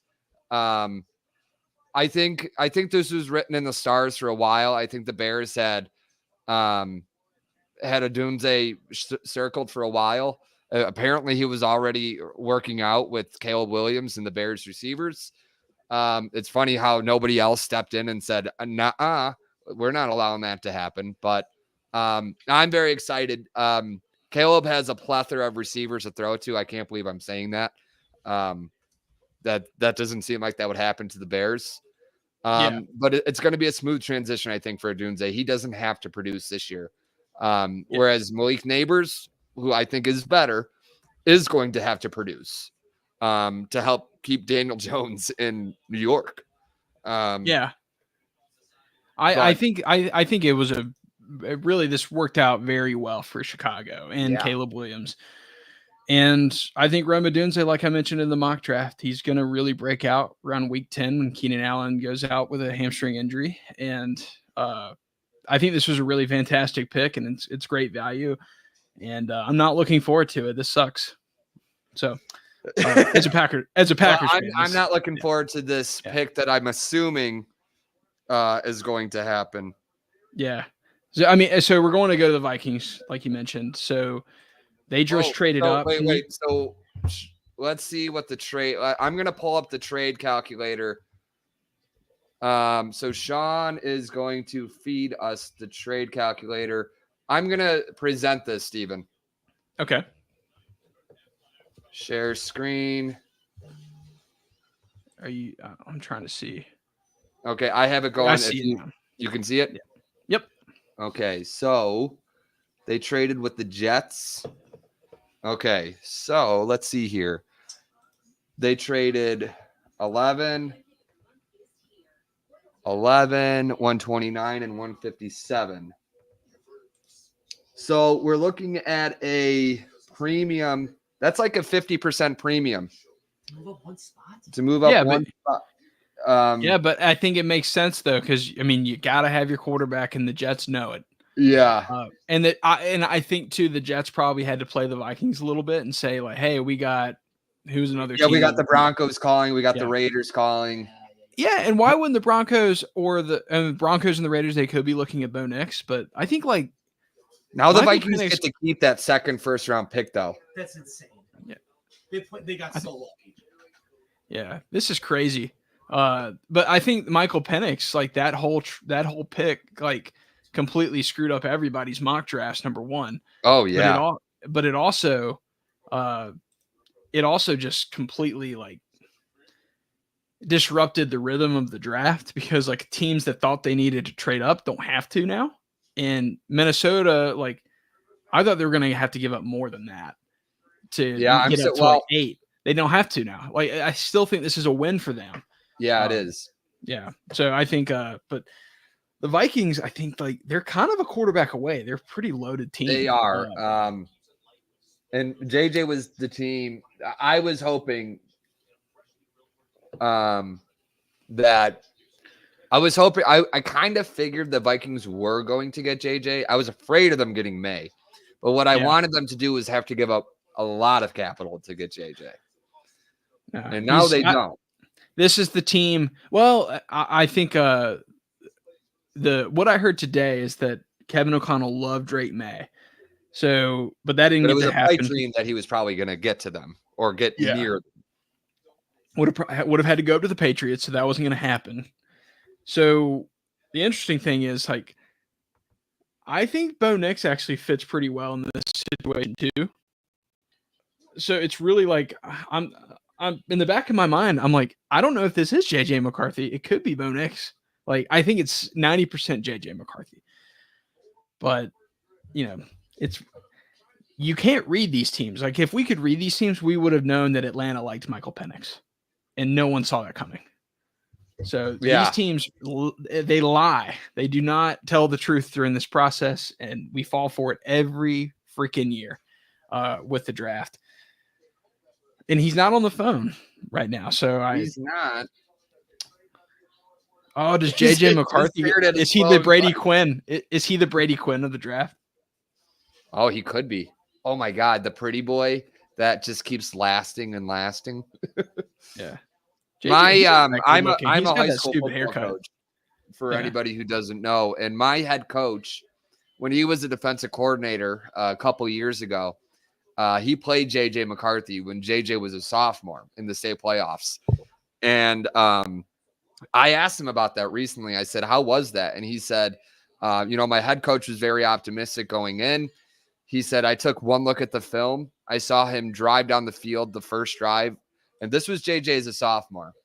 He said, we don't have a single chance at beating these guys. He goes, this kid is unbelievable. And I was like, wow. I was like, that's crazy. I was like, you're talking about a top 10, now a top 10 draft pick, or we assume to be. But the cameras are always great at showing them before they go on the phone. I mean, they probably roll them back too. They probably because they've made a big effort recently to not spoil the picks. Like, the NFL's gotten on the networks a lot. Remember, and they're telling them not to do it. It was old Lazy Eye that used to do that, right? Jason Lockenfora. Yeah.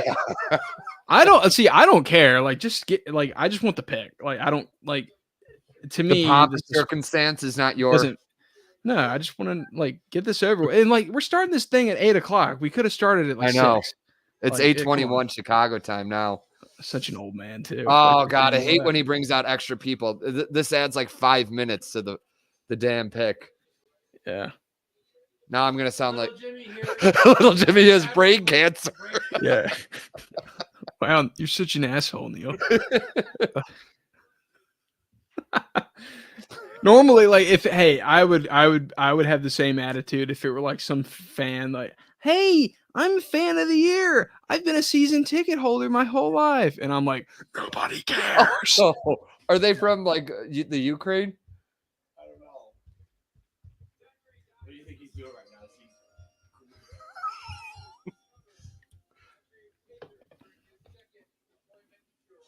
now? Oh no. So who's the pick? Oh, they're still reading it. I'm behind it by a couple seconds, I think. I'm just gonna go ahead and get JJ. I'm gonna get JJ McCarthy ready.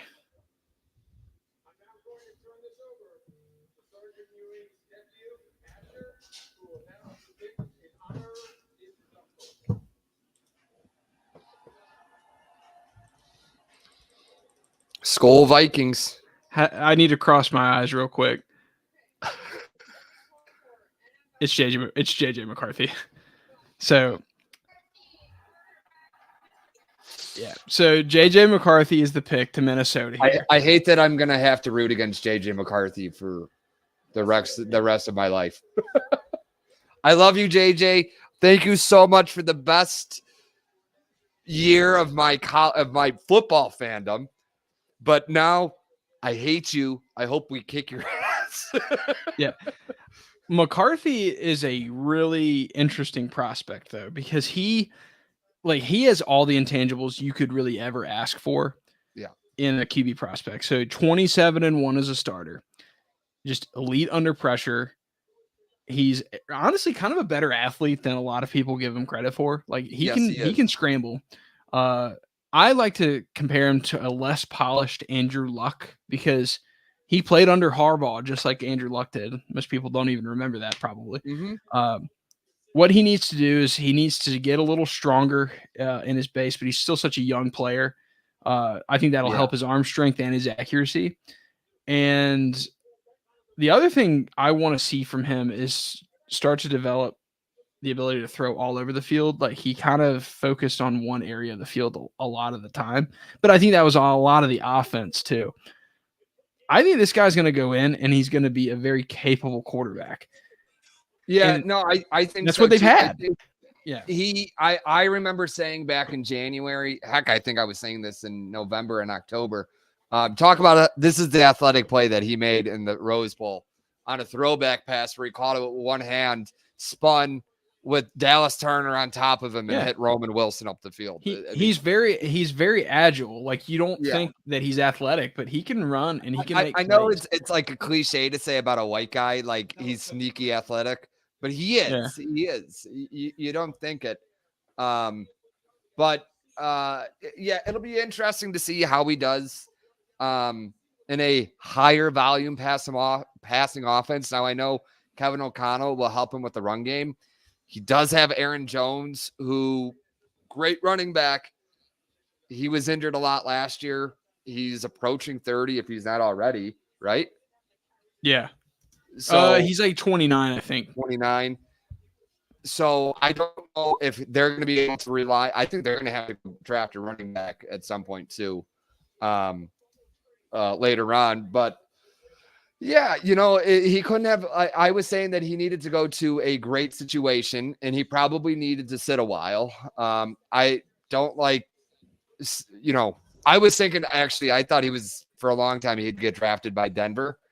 So I definitely didn't want him to play, but he's going to play this year, and he's going to be all right. He's going to play pretty well. They have a really low win total, the Vikings. The NFC North is going to be good. I think I wouldn't be surprised if the Vikings cash over their win total this year. Yeah, it depends on where their win total will cash in at, or like where it will be right now. Because yeah, I think it's 5.5. I think it's going to go up now because you go from having Sam Darnold at quarterback to probably JJ McCarthy. I think it's going to go up a couple games. I think they're going to be similar to what they were last year record-wise. I don't see them being a contender to win the NFC North, but I think they're going to be better than 5 wins. I can tell you that. So, they were in they're in a rough situation, the Vikings, that they did have to move on from Kirk Cousins because the Lions got very good. The Packers are going to be good again. The Bears seem like they're on the cusp of contention, of at least playoff contention. yeah. And the Vikings were stuck at a point that they couldn't keep going on the same road that they were at. So I do have to say I'm kind of impressed with the way the Vikings handled this offseason. Wow. Yeah. Our lads already has JJ McCarthy as the starter. I don't think so. I mean, he will start games this year. I just don't think it'll be. I just don't know one. if he'll start day one. Oh, here comes So the Jets are on the clock. Robert Saleh and his team did great again with a 7-10 record. That's really good for them. They go Olu Fashanu. So this is a team that stunk up front and has stunk up front for a long time. They just signed Tyron Smith. That's kind of that's not going to be that's a stopgap type player. Like you're not going to be able to rely on Tyron Smith to stay healthy. If you could, the Cowboys wouldn't have let him left. I think this is a great pick. Olu Fashanu.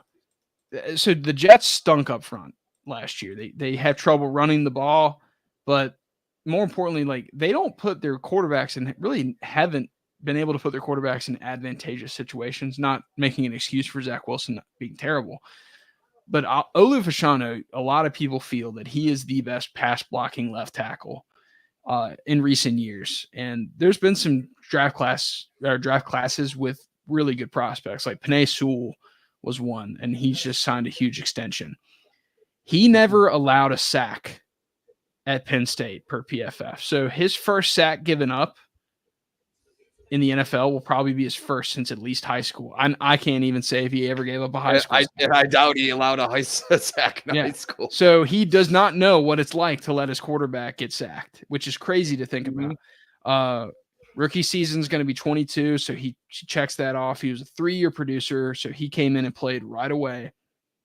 every single snap at left tackle, and he's a great athlete. He's long. He has the ability to keep up with probably the best edge rushers in the league.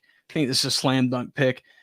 I was skeptical that the Jets would do the right thing, and they managed to actually do the right thing and go offensive tackle here. I was convinced they were going to go Bowers here and just keep trying to add pass catchers. It's actually interesting. Joe Douglas is actually a former he came up in the Bears organization, actually came up under Ryan Pace, I believe.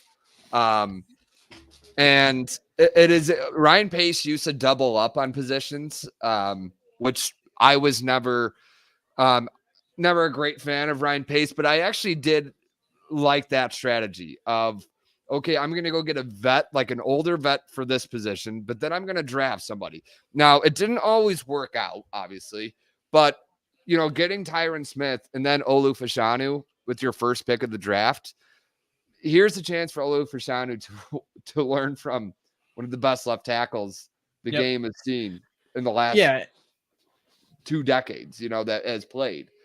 Now, obviously, I know he hasn't played 2 decades, but you know what I'm saying? Like, he's top of the line. And I do find that strategy pretty interesting.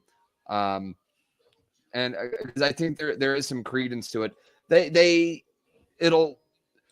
Jets are a weird team because, obviously they traded for Rodgers last year and he went out 4 plays into the season. So we really don't know what they're like. It's not even like he played for a month and we were like, oh man, like they were 3-1 with him and then he got hurt. Or they, they were 4, or they got to 6-2 and then Rodgers got hurt and the bottom fell out. He got hurt from the start. He played 8 snaps last year. Yeah. So was it 8? I thought it was 4. 4 snaps. Was it 4? It was that little. I had a counter going last year, so I literally was tracking. You were hoping that they hit the 65%. Yeah, 65% of the snaps. I did the math and figured it was about 700. So I had a little like thing on my phone where I could like count. So I was like, okay, on the wall. Yeah, and I was like, 4th snap, tears his Achilles, and I just take like the little eye jokes, like take the little sticky note and just throw it in the trash. It's like, all right, 2nd round pick. All right, cool. Like, and the guy that funny that like you knew it was a 2nd round pick that early. So well, it had to be because as soon as he tore his Achilles, like he was never going to play 65% of the snaps. Exactly. And then I rooted against the Jets the rest of the season because I was like, I want this to be an early 2nd, not a late 2nd. But I think Denver. Yeah, so let's go to Denver here. So I will pull this them up. This could not have gone worse for them.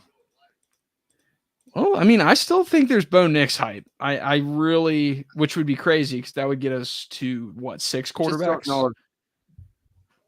Yeah, but I mean, like when given the opportunity, do you take him or do you build up the rest of the roster? Now you're at the stage where I think you build up the rest of the roster. I don't think Bo Nix is going to be the guy that is going to be the one to bring out the fans for training camp. I don't think that matters to Sean Payton. Probably. I mean, not. And what you have to do one thing that I always think is such an overstated point is like, what's going to get the fans excited? Winning gets fans excited. Like in the NFL, he's going to win. Yeah. I'm a little bit higher on Nix than most people because I think I know there's the whole like the Oregon offense covers up a lot of what a quarterback can do. Yeah. But I think Justin Herbert was more of the exception than the rule. Well, he played with a different coach anyway because he did. Because he was under Cristobal. And Cristobal, to be honest, I think held Justin Herbert back more than anything. But with Bo Nix, I think what he has shown is he takes care of the ball and he plays within an offense. And what is Sean Payton going to ask his quarterback to do? What did Drew Brees do so masterfully for so long? Drew Brees never made so that many wow plays, right? Like he made obviously some dime throws. I'm not saying he didn't do that, but Drew Brees wasn't out there doing what Caleb Williams did, where he's scrambling around, he's making these. I mean, he obviously had arm limitations because he had a shoulder injury in 2006. So I think, to me, Sean Payton, if he wants to win, he's going to need somebody better than Jarrett Stidham. Now, the question is, do I want to pick him at 12? And that's where I agree with you. I don't that's think kind of what I wouldn't be opposed to Bo Nix. Yeah, I locked him at 31. I did a trade. Yeah. I thought that was a great pick. All right, here we go. It could be anybody here. They got so many needs on that team. Bo Nix. Oh, you were right. You got it. Nice job, Steven. Yeah, I mocked Bo Nix to the Broncos at pick 31. But that was my favorite trade of the mock draft. The trade up with Brandon Ayuk. I love that. I thought that really was awesome how we put that together, the two of us. Yeah. So I like this pick solely because if you get it right, and I made this point about Penix, I disagree with the process, and I kind of disagree on the process here. But if you get it right, you get it right. You get a franchise quarterback. It's the same thing as Jordan Love. I remember you and Sean both laughed your ass off in 2020 when the Packers picked Jordan Love. We didn't have a lot to laugh about in 2020. It was a tough year. But and they got laughed at for 3 years. Remember, like, he played against Kansas City and was terrible, but he became a franchise quarterback for them. They're going to sign him to a huge extension probably this offseason, or at the very latest, maybe next offseason. So with that, though, if you get the guy that can stabilize your franchise, that's worth a top 5 pick. So the question is Bo Nix that guy? Does he have that innate ability to carry a team to a playoff berth? And this is a really, really tough division because you're going to be with Mahomes probably for your entire career in Denver, let's be honest. Yeah. Mahomes is probably going to play another 15 years and be awesome. You have Justin Herbert and Jim Harbaugh in LA. And then who knows what the Raiders are going to do. And they're actually on the clock, ironically. But I think Bo Nix, what he does is he takes care of the football, but he's not going to wow you. And like he's a very smart quarterback. I'll give him that. It wasn't Drew Brees that guy. I'm not against Bo Nix I at all. I just think, as we said, I don't know if picking him this high was the move. But, I mean, again, it doesn't seem like anybody, like the only trade up was a 1-pick trade up. I get the argument against Bo Nix from this standpoint. His Auburn career, he was terrible. And that scares me a little bit. Like, he spent those years at Auburn. I guess it was 3 seasons at Auburn. Yeah. I remember his first game. Yeah, and he was terrible. And then he was horrible against Georgia. They got completely destroyed in Bo Nix's first game at Oregon when they played Georgia. So, like, when he plays against elite competition, does he shrink? Because, like, when he was in the best conference, he didn't carry Auburn. Now, when he got better coaching and he got better players around him, this will be defined by how Denver produces after. Like, what do they come up with to build around him? If they fail to build around him, this pick will not work. If they do, they could win some games. So I'm going to I don't grade picks because, like I said, I don't know quarterbacks better than Sean Payton. Like, are you kidding? Like, come on. But this is a pick that I'm just going to wait and see on because I think he's exciting. And at certain things, like, he's very accurate. If I'm a coach, I probably love Bo Nix. He has some ability. I saw a Tony Romo comp out there where he has a really good ability to escape pressure. You talked about how you didn't like Jaden Daniels because he takes a lot of sacks. Bo Nix doesn't take sacks. No, he does not. So that's a plus. And I think think about it, for Sean Payton, you're stuck watching Russell Wilson for a season. Russell Wilson takes too many sacks, doesn't take care of the ball. Maybe this is what he wanted. So there that's Bowers. They drafted Michael Mayer last year. They did. They did draft Michael Mayer. So Michael Mayer's I don't think he's your inline tight end, I suppose. Yeah. So the Raiders went 8-9 with I guess Antonio Pierce was like an interim last year when Josh McDaniels they went 6-2, I think, with him. They lost Josh Jacobs in free agency. This team's not super exciting kind of going forward. They don't have a quarterback still. I I have to find. Whenever you draft a tight end with, and Brock Bowers is a hell of a player, but whenever you draft a tight end with your first pick, the Bears did it with Met in 2020. You can kind of just get yourself ready for a pretty well. Green Bay had a tight end with their first pick last year. I do agree with you, though. I think Mayer will play a lot in line, and then Brock Bowers will play. I think he's almost going to play a lot of slot and really like that move tight end. I think because he's not really that big. He's 6'3", 243. He's barely the tight end size. Yeah, and he's an elite route runner. He's kind of like a guy that he's a good blocker though for his size. He really does. Somebody said that he's a little bit wider, Jordy Nelson.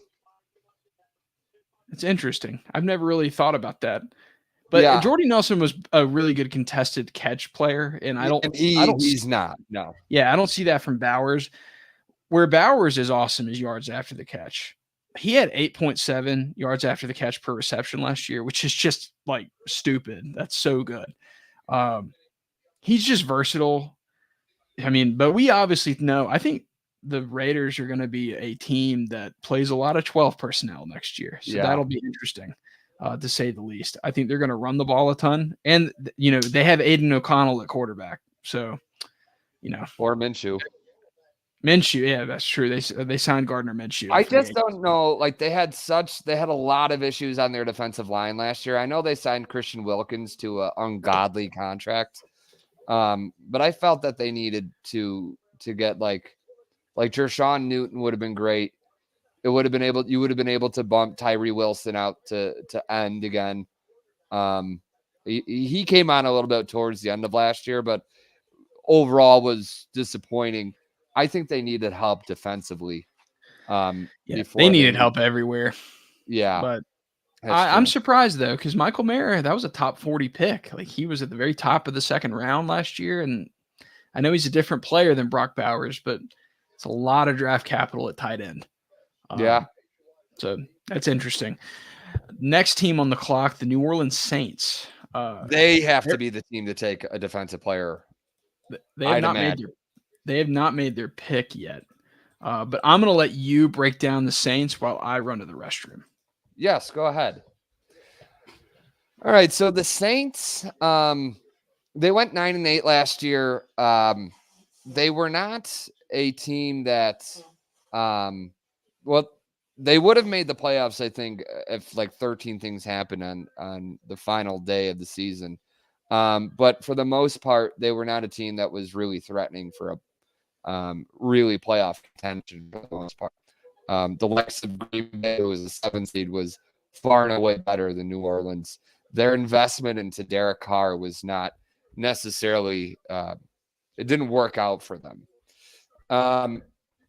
They kept Dennis Allen because they weren't bad enough to get rid of him.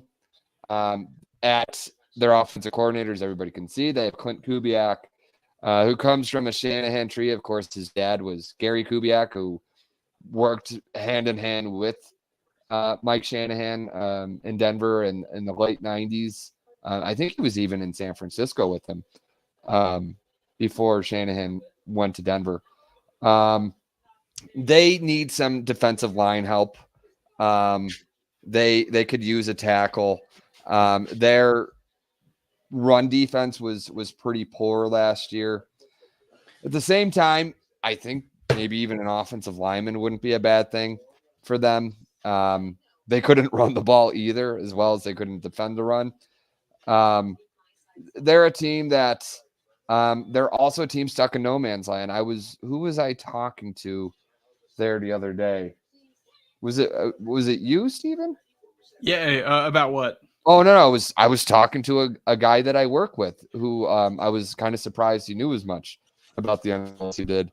And what we were saying was, I think eventually the NFL just needs to come down hard on the Saints and make them rip the Band-Aid off. I mean, as long as they're not breaking any rules, I know, but it's like every year when they start free agency, $70 million over the cap. you know, these owners that have a lot of cash, it's kind of, I'd say that's the most unfair thing, is that they're able to last. Like the Bears don't have, their owners don't have a lot of cash in hand. Do the So Bensons that have a hurts lot of them in cash? free Are they? agency. That's the probably the most baseball-esque thing about the NFL is the guaranteed contracts that teams are able to, where you're able to give more players money up front, or more money up front than other teams are. Yeah. And that's the thing with the Saints. They've been able to do it for a few years. For some reason, I don't know if ripping the band off would just hemorrhage the team entirely and they would go into bankruptcy. So they just keep every year. But they need their draft. They had a great draft in 2019, and they built the rest of their team to make Breeze last hurrah as good as possible. Obviously, they had a couple of successful seasons, regular seasons, but could not do anything come playoff, and they're still paying those debts 4 years later. Yeah. But I think I agree a little bit on what you're saying. I think, but they're almost like kind of past the point of no return a little bit. Oh yeah, they're certainly like they'd almost have to sit out a year, I think. Yeah, I think I don't know what they can really do at this point. But they honestly probably they should probably switch places with the Broncos and let the Broncos because the Broncos took the quarterback for the future to see, like they're the team that like is actually tanking in a way, and the Saints are the team they need to actually be the ones tanking and not the Broncos, because the Broncos have a little bit of talent that's young. Right. That's the thing. But, I mean, now with Michael Penix in your division, do you really think you're gonna compete for the division title? Yeah. I don't know. I think it's a bad division though. So I mean Tampa won it with a 9-8 record. So that's not Tampa's won back-to-back division titles with 17 total wins. The Falcons just didn't help themselves. I mean, they just drafted a quarterback. Like they're not any better immediately. I mean, they helped themselves back in March. It was like a total luxury pick, like a team that's that's made the playoffs like the last 5 years and is like, all right, we'll just take a quarterback. That's not the pick of a team that's like, hey man, like we haven't made the playoffs in 7 years. My question is Kirk Cousins' contract. What did he sign? A 4-year, $180 million contract with it's only a $50,000, $80 million guaranteed, right? $100 million. $100 million.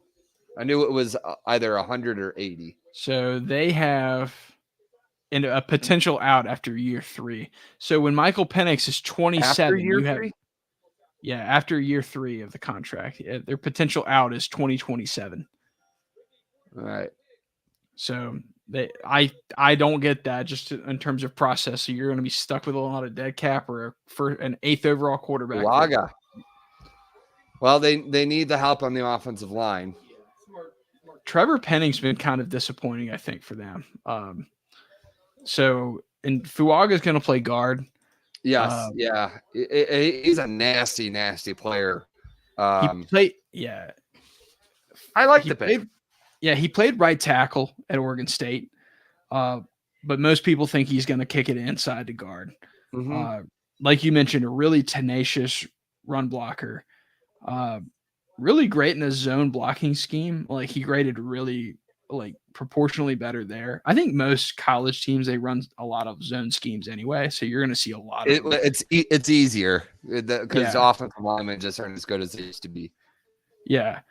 The question is, how does he play against speedy edge rushers, which that's really the main thing. Like he's probably going to move inside to guard, but you never know. Like he has the only thing he doesn't really have is he doesn't have great arm length. I'll have to Google his, I'll have to pull up. He's got guard arms.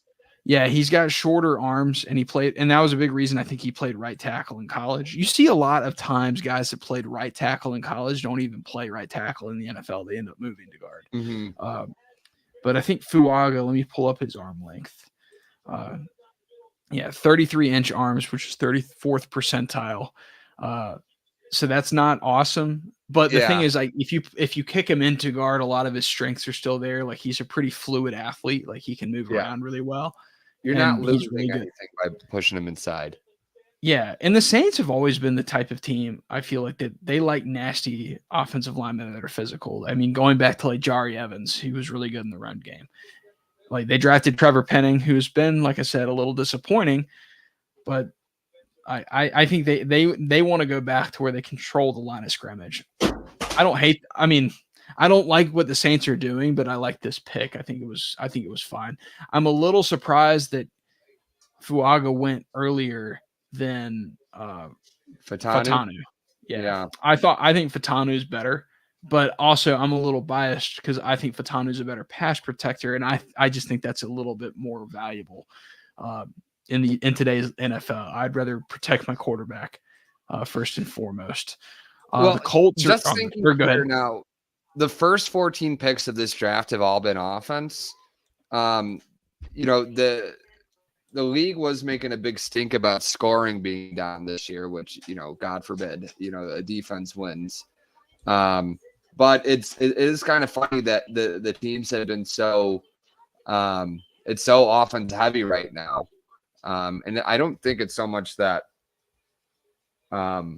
like some of these teams aren't going to be scoring it, but like these are the teams that were bad last year. Of course they're drafting offense. It's going to be funny to see now what did the playoff teams do or the teams that were contending for playoff spots, because these are the teams that got knocked out on the last day of the season. Yeah. Yeah, because the Colts, they had it right there. Like, they were driving and then they didn't. Yeah. I think they end up turning it, or they didn't. I think they had a drop pass on fourth conversion drop or something like that. Yeah, I think the running back dropped the pass on fourth and short. But they were right there, like you said. And this team could go in a lot of different directions. I think they have their quarterback of the future with Anthony Richardson. So he's set in stone. Granted, there's not really any quarterbacks left. We've already had 6 drafted, and we're only on pick 15, which is just crazy to think about. Yeah. So I think with they could go in a lot of different directions. I mocked Cooper DeJean to go here. Yes. And I still think that might be the pick. But they run a 4-3, and you still have all these edge rushers because we have not had an edge rusher go. Yeah, So, I feel like Dallas Turner, this would be his spot. They just re-upped DeForest Buckner the other day. So, another little added bonus, I'm sure, for DeForest Buckner is he'd like to know if he could not get as many double teams on the defensive line. So helping him out there and helping him last longer through his contract, I feel like that should maybe be something that they're considering. Yeah, and I agree with you. I think that and I said this a lot last week, is you can never have too many edge rushers. It's and in the Falcons defense, talking about Michael Penix, you can never have too many quarterbacks. The game is won and lost by getting after the quarterback, protecting the quarterback, and ultimately the quality of the quarterback. So I think Dallas Turner would make a lot of sense. Some other edge rushers we could look at are pretty boring so far this draft. Yeah, nothing's really happened. I don't know. Our picks were exciting, but the Michael Penix was crazy. The Penix thing was shocking. Yeah. But other than that, Jared Verse, maybe. I don't know. Like if he's, I don't know. I still think when we were talking on the phone earlier, I wouldn't be surprised to see the likes of Carolina trade into the back half of this draft. I just don't. If I'm the Panthers, yeah. Go ahead. Well, I was just saying to get in front of like the likes of Buffalo, Kansas City, Baltimore, who are going to be looking for wide receivers. You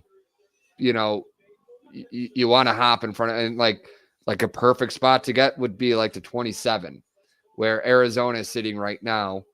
And, and obviously that's not for a long time yet, but that way you get in front of those teams. Arizona already got their wide receiver. I'm sure they'd like more draft capital, but look, some Packers fans. I think the problem though with the Panthers though is you traded up last year for Bryce Young. You have to rebuild your team. I mean, it was Yeah. by far the worst team in the NFL last year. And a lot of that was done because of coaching. Like, I think Frank Reich was a total disaster. And he hasn't been the same since they traded for Carson Wentz in Indianapolis. But with the Panthers, I just don't think that they're in a position to trade valuable draft capital to pick up a luxury. Because when you trade up, it's a luxury, right? I don't think that's a thing that they should be doing. I think they need to stand and make their money on day two. So the Colts are they just made their pick. Adele's announcing it, and Oh, Leatu Latu. His neck might disintegrate. yeah. And when we talked about edge rushers, I'm kind of shocked at why we didn't even include him. I think that in the back of my mind, I had heard that he was really falling down the board. So this is not exactly where I thought he was going to land. Like, this is about where he probably was going to land, or nearly around. The way people were making it sound today on Twitter was like he was going to be in the 20s or something like that. Yeah. I mean, this is a guy that, if not for the neck fusion surgery, he'd probably be a top 5 pick. He's an incredible pass rusher. Yeah, I think he had a 26.2% pass rush win rate, which was first in the NCAA. A lot of comps that I've seen to him are TJ Watt. And that's obviously a guy you're not just picking 15th overall. You're going to be picking him in the top 5. The only reason I think he even fell this far was he had that neck injury that lingered. And ultimately, you're going to need Was it something that he was ending up on the injury report every week, or like he needed rest and practice, or? I don't know. I didn't dive in too much, but I do know like the Colts must feel that this is more of a chronic thing than it is a potential career ending. Like, you don't want to have. They drafted it. Well, not they didn't. They drafted him, but it's Peyton Manning had to leave the Colts because of his neck fusion surgery. Yeah, but medicine's come a long way in the last 14 years. So I think that was 2010 when that happened. So I like this pick because if it works out, this is one of the best players in the entire league. Mm-hmm. Like he is that good at getting after the quarterback. The problem though is he might have a 7-year career at most. I mean, if you get that, that's a good pick. Yeah, if you have 4 really productive years of a pass rusher on a rookie contract, it's a good pick. Like, I still think Leighton Vander Esch was a good pick for the Cowboys, even though he's retired now. Like, it's more Windows about like small. Windows are very small in the NFL. You got to capitalize on what you could get. Yeah, what you want to avoid is like, does this guy play like 6 games a season and then he's out of the league, or he's on another team? You want to avoid that. The Colts must feel confident enough that Latu is a player that they can rely on going forward. So I like this pick in the sense that it's a good process in terms of are you confident in your medical people to. Mm-hmm. He must have checked out. If he didn't check out, they wouldn't have picked him. And I said this while you got up for a second, but if this guy, if he had a clear medical history, he's not going 15th overall. He's going 4th. So a lot of Polynesians. Yeah, so far, a growing game, man. And they are. And the Pac-12 was so good too. Yeah, and I think a lot of them play out out west. Yeah. So. Is Roman a Polynesian too, technically? I'm not sure. He must be like half Polynesian or something. Because he kind of he has like that look to him. Yeah, I'm not sure. I did not do my homework on that. Let me pull up the Seahawks here. So the Seahawks are next. Like Turner. Yes, he feels like a Seahawks. Yeah. I kind of agree with you. Like you know what's funny though is like the Seahawks always have weird picks, right? Yeah, so like Rashad Penny, They drafted that kid from Jordan Brooks from Texas Tech. Mm-hmm. Like the non-traditional, like you don't really love the picks as much. But like last couple of years, they've been a little bit more like mainstream. Like they took Jackson Smith and Jigba last year. Like that was kind of a chalky pick. So I don't know if there's a trend going on with Seattle. But some players that are available could be. The best defensive tackle is still available. I think Byron Murphy is the pick. I think that's a slam dunk here. Yeah. Him or do you go Quinyon Mitchell? Well, they have a pretty good duo at corner already. They have Witherspoon and what's his face opposite. They hit on him 2 years ago. I'm blanking, but like they're pretty deep at corner. Or you could go Johnny Newton. I was thinking Johnny Newton was Byron Murphy possibly. Draymond Jones was a little bit underwhelming, I think, for them last year. They paid a lot of money for him in free agency. Not that you're giving up on him right away or that they're going to do it. But that's something to consider. Tariq Woolen, who you were thinking of, the other corner. Tariq Woolen. So they have a pretty good corner duo already, and like I don't know if you go back-to-back years where you're taking a corner in the first round. They took Witherspoon really high. They took him in the top 10. But that's this is kind of. I'm going to say this: like as a team, as a fan of a team that has a lot of draft capital on day 2, I'm starting to think like if Quinyon Mitchell makes it past the Seahawks, like I'm Green Bay. I want Quinyon Mitchell. Like I think Green Bay should trade up at some point if it starts getting is a kind of a sweet spot for. Well, see, now this would have been actually a better spot, I think, for Green Bay to move up to get in front of Jacksonville because Jacksonville could also use help. I think on the they need edge help. Yeah, because Quinyon Mitchell is on Walker a couple of years ago really backfired. Yeah. Why did they draft? I still don't know. I will never understand that. Like I didn't get it at the time. Like Aiden Hutchinson is so much better. Yeah, Aiden Hutchinson was a monster. Yeah, I don't. The Jags outsmarted themselves. I always think like I try not to talk up Michigan guys because I know I'm biased, but like I just felt like he was the best player in that. It was not a good draft by that first round, but So we have a question from Brad again. Can Bo Nix handle the pressure of being a high pick? He did an interview with Ryan Russillo. I didn't see those quotes. He it's about his basically it alludes to like his competitive edge and like how he doesn't necessarily have like the dog mentality per se. So I to me the way I look at it though is like I feel more confident in my confidence in Bo Nix because Sean Payton picked him. Like that's kind of I think if he's not going to a team that's going to be really in the spotlight, obviously he's going to have to start from day one because I don't think they're going to roll with Zach Wilson or Jarrett Stidham, or maybe Ben DiNucci will be their starter. Who knows? I think Bo Nix. I'm already. That's my take. He'll be the.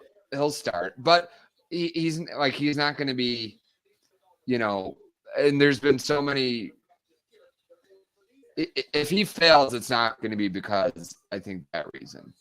I think it is going to be because of his own physical limit.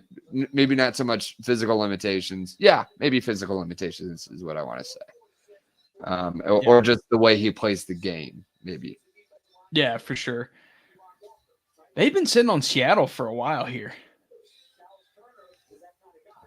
Oh, they're doing that Proud of the America. This is a draft staple.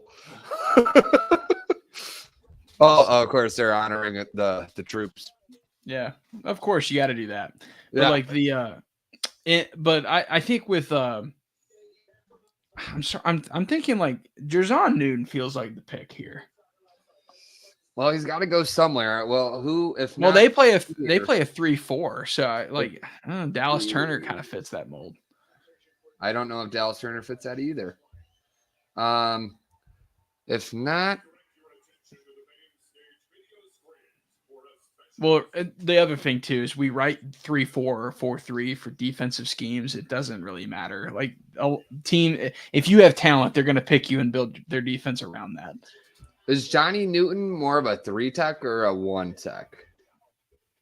3-tech. He's yeah. like He he doesn't could have probably to. even play. He could play 5, to be honest. Yeah. Like he's a he's not like a nose. Oh yeah, he's a B guy over the tackle. He's a 3 or a 5. So I Yeah. actually think he would do fine there. Yeah. So he could play D end Yep. in a 3-4. They could kick him inside on. Yeah. They could kick him inside when they go into sub packages. So yeah, that's my guess. It's going to be Johnny Newton. I know I said Dallas Turner earlier. If it's Dallas Turner, I was right. If it's Johnny Newton, I was right. You're right all the time. Look at you.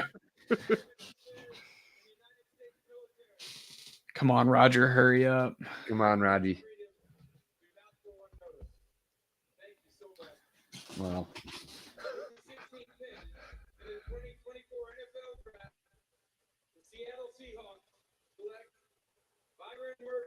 Byron Murphy. yeah. Okay, so we got the Actually, no, defense. use that early. Yeah. So there's your 3-tech, the best 3-tech in college football. Yeah. So Byron Murphy, he's a lot of people have thrown around like you never want to compare a guy to Aaron Donald because that's ridiculous. No one does that. But he is a really explosive player. Like he's very disruptive. He can play the 3 technique in an even front, or like you said, he's probably going to play D end in a 3-4. Just super disruptive guy. Contributes well in run defense, but he's going to get after quarterbacks. And this is going to be a division where getting after the quarterback is going to be important. You have Kyler, you have Matt Stafford, and you have Brock Purdy all in that division. That's going to be crucial.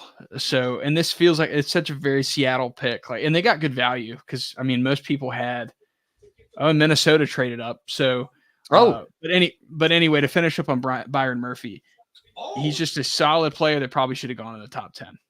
So we're going to go back to Minnesota now. Do you know what's weird? They never, like Sean showed us the trade compensation. Be careful looking on your phone because you might. But they never rolled the trade compensation on the screen for the Jets and Vikings. Yeah, because they don't care about the football fans. So, this is kind of funny now because the do you have it? No, I'm just looking at this. They don't always immediately like Schefter. They don't. Yeah, sometimes they don't find it. Like there's like it could be like, oh, not that 5th round pick, but this 5th round pick or something like that. But the Vikings now are going to be that maybe they traded next year's. They don't have a second next year. Did they trade next year's first to move up? Because otherwise they're not picking until 108 after this. Really? Yeah. Their next pick after 23 was 108. So they're they have to be trading a first next year, or maybe I don't know what the trade value chart would say. But maybe to Jacksonville, they've already put so much. They had already put so much money in the receiver room. Let's see if they bring up what's his face, Schefter.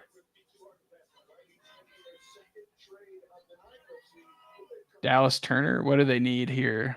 They've lost. They lost Daniil Hunter. So Jared Verse, maybe. Jared Verse feels like a Vikings pick. I could see that.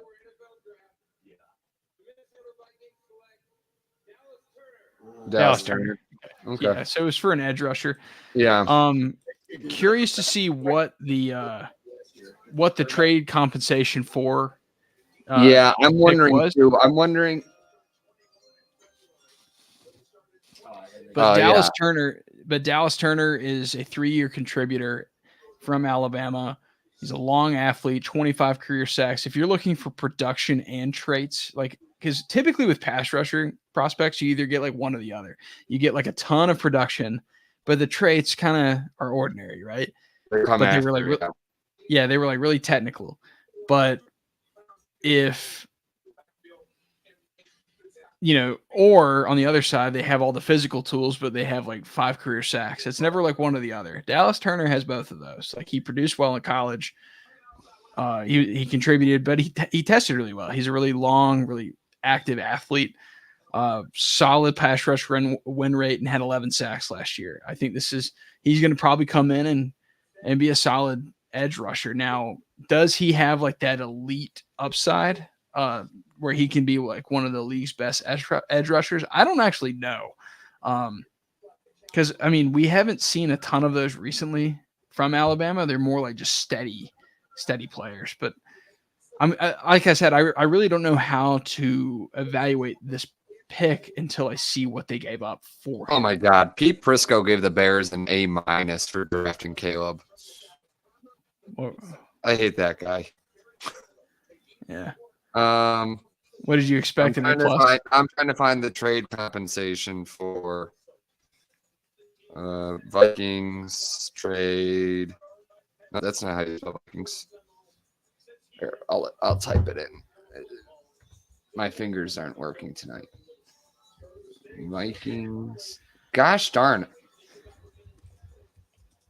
Cincinnati is on the clock, so I'll go ahead and get them ready. Okay. Oh my God. What? You have the details? They gave up their. Okay, so I'm going to flip over. Do you mind if I flip over real quick Oh, just yeah, to go. show the trade compensation? Yeah, go for it. Yeah, because they haven't. Brad's got it. I'm just going to put Brad's comment up. They did So- get a haul. Yeah, but he put it up and it's in a clean text. So it's 2024 first round pick. Okay, hold on. So it's this one for. Oh, shoot. They already. Well, actually, maybe if I refresh, because they already updated it for the Jaguars. So No, probably, but I already did it though. We're like, yeah, no, but I want to look at the premium that they had Okay. to pay. Yeah. That's what I'm doing it for. Fucking Brad's too fast. he's probably on So- Twitter. Okay, so then it was. Hold on, let me go back to you. Get out of this. 2024 fifth round pick. 2024 fifth round pick. 2025 third. They have a comp pick next year. That's what Brad wrote though. That's what I'm saying. Look. No, I Since see. Yeah, that's what the Jags got. Yeah, I know. That's what I'm putting in. Okay. 20. Oh, you're doing the trade calculator. Gotcha. That's what I was saying. Oh, my bad. And This is good radio. 2024. And I'll go ahead and break down the Bengals here while you do that. So Cincinnati 9-8 last season, but they probably were going to be a lot better than that. Joe that's Burrow like was 100% return, basically. Yeah, The Vikings basically gave up double the value. double the value. Yeah. They better be But, sure. of it. Yeah, but Cincinnati was 9-8 last season. Zach Taylor in his 5th season last year. He's going into his 6th season. They lost Brian Callahan, who became the coach in Tennessee. But this is not a team necessarily that has lost a ton. But a lot is still pending because T. Higgins is still kind of up in the air. Trey Hendrickson Trey Hendrickson situation. Yeah, so there's a lot of different ways they can go, but the key thing for the Bengals going into next year, just get Joe Burrow healthy. So a lot of people have, like, with that in mind, they've mocked offensive tackle, but there's been kind of a run on those players or offensive linemen in general. So like some of the guys you have available are, Marius Mims. Yeah, you have Fatanu. Fatanu's still out there. It's one of those two that I feel like would be their best Yeah. option at this stage. They Yeah. did draft Trent Brown, or not draft, excuse me. Signed him. They signed Trent Brown in free agency. So they want to double up at right tackle because that's where Mims would probably end up playing, right? Yeah. Right tackle. Yeah, that's where he So played I don't mostly know in if they wanna- college. Don't know if they want to do that. So then that would leave Fatanu, which would be a good pick. But I don't know if Fatanu can play left though. That's the thing. Like he played it at Washington, but I think he's got length concerns. So if he gets drafted, like he might end up playing. Yeah, he still could end up. I think a lot of people have been speculating whether he could play tackle at the next level. I think is the concern with Fatanu.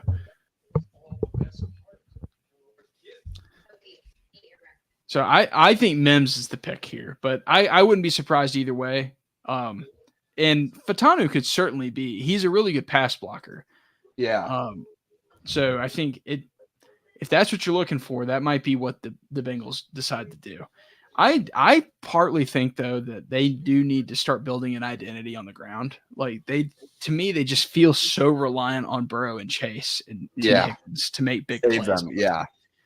And that's what gets Joe Burrow hurt too, because like he's having to hold the ball forever, and it's like they never. There was no first rounder for next year. Yeah. No, we were just thinking that there might have been a first rounder, Yeah. but they don't have much draft capital for next year. They might be down to 2 picks. Yeah, but they got a lot of young talent because they've been hitting on their drafts lately. So because Jordan Addison was an A+ pick at this point. Justin Jefferson was a Hall of Fame pick. Worked out a lot better than I thought it would, actually. Yeah. The Jordan Addison trade or draft. NFC North's going to be interesting. Like I know that's the bad thing about like it does take away from the buzz of the Bears is the fact that like you're going to be in a dogfight for 6 games in the season. The AFC North and the NFC North are both going to be like that. So the Bengals, though, I think that they could go in a ton of different directions. They could go offensive line, defensive line, secondary. They're a team in a lot of transition because they've paid all their stars, or with T. Higgins, they're still in the process of maybe paying him. There's a lot of directions they could go. Can you see me? I can. Am I moving? No. Yeah, my screen is black. Just turn it off and turn it back on. Yeah. I'll take you off the stage too.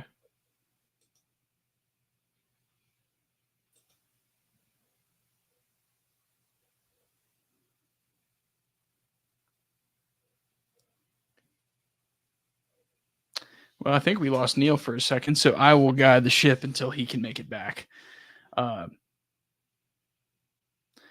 Anyway, we have Cincinnati is picking here, but they could go in a lot of different directions here. Let's see who the pick is. Amarius Mims. So that's exactly what we were thinking. So Amarius Mims is like kind of your prototypical offensive lineman from Georgia here. He is a kind of a thick, like really, really big ass dude. Like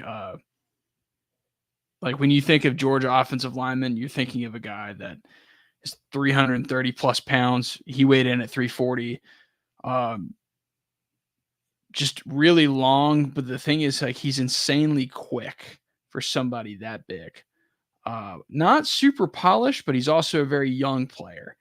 So I think he's one of the stronger developmental prospects at tackle. I think he could probably go in and play right tackle right away, and maybe even has some potential to play left. But it should be interesting to see what's up with him. So I think ultimately, though, I think that's a good pick and kind of a chalky pick. I saw Mims pretty much mocked to Cincinnati like on 30% of the mock drafts that I saw. So on the clock, we have the Los Angeles Rams. Really kind of out of nowhere season, which I don't know if there is such a thing as an out of nowhere season for the Rams, because they still have Sean McVay as their coach. Matt Stafford still under center at quarterback. I was speculating earlier in the evening where if they were a team that would trade up into the top 10 to take a quarterback. I don't think that is obviously going to end up happening now because all the quarterbacks are gone. So where can they go? Their biggest loss was up front with Aaron Donald, and you're never going to be able to replace that.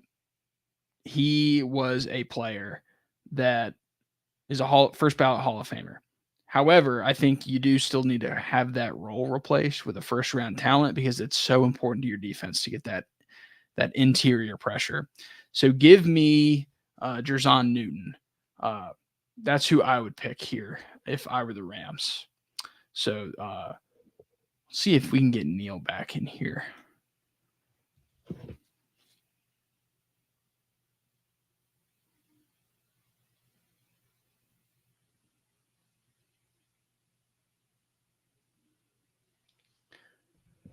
But yeah, I would take the Ram, or I would take Jerzon Newton. I think this is a pretty chalk pick.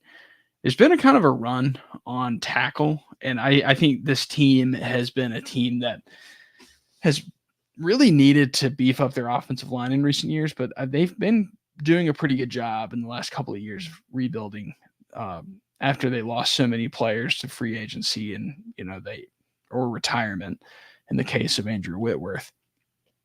But those are some options. Could also maybe see them going edge rusher. We don't really have a lot of history with the Rams picking in the first round. This is actually their first round selection since 2016 when Jared Goff was the first quarterback taken in the draft.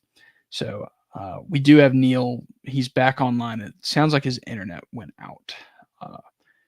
So he will be joining us shortly. So hopefully we can get a reaction from him about the Rams.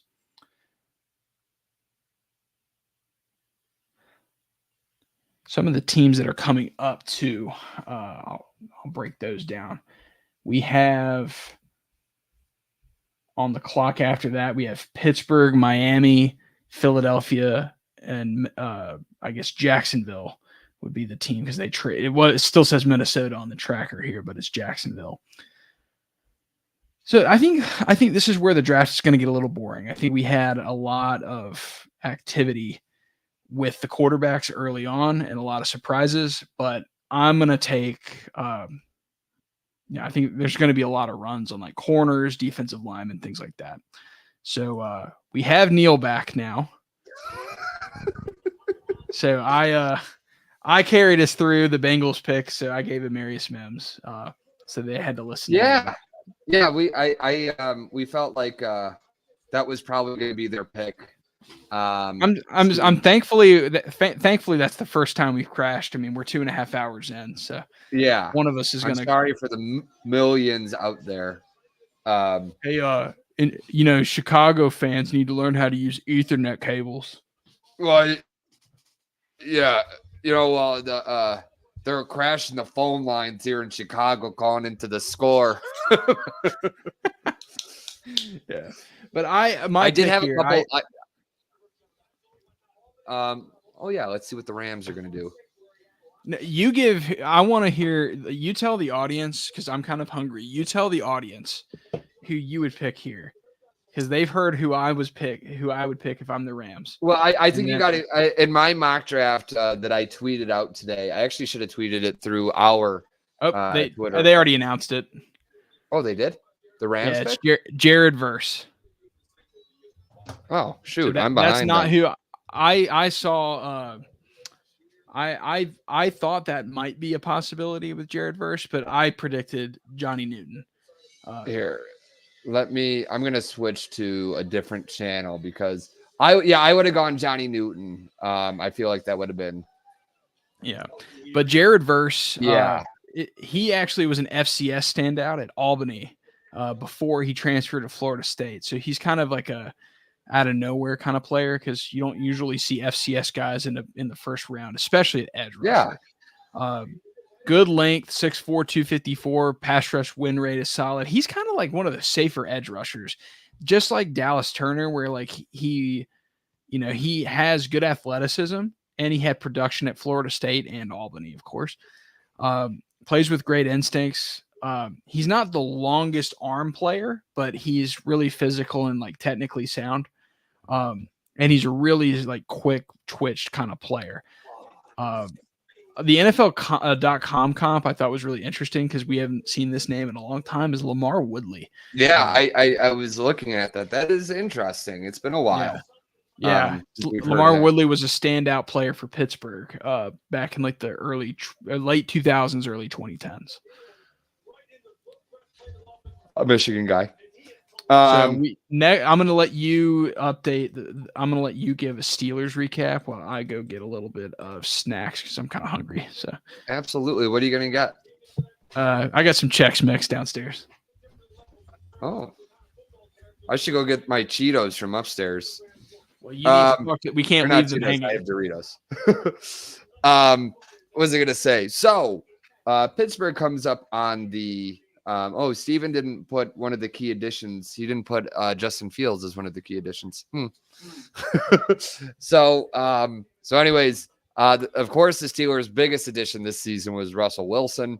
They got him for really a steal. You're not going to see quarterbacks like Russell Wilson signing for the vet minimum, but because of the contract he signed in Denver, it worked out like that. So they brought in Arthur Smith to be the offensive coordinator. He came over from Atlanta. He's originally from Steven has Mike Munchak. I think he worked under Sean McVay though for some reason. The Steelers last season, Arthur Smith is a Mike Munchak guy. He was with the Titans. Oh, in the early 2010s. So I heard everything you said. So, you even heard the part about Justin Fields? Yes. So, but no, Mike Munchak was the tree that Arthur Smith came from. Yeah, Pittsburgh, they had one of their patented late season runs where they looked dead in the water around Thanksgiving, and actually this year it was after Thanksgiving. It was nearly Christmas time. They looked terrible.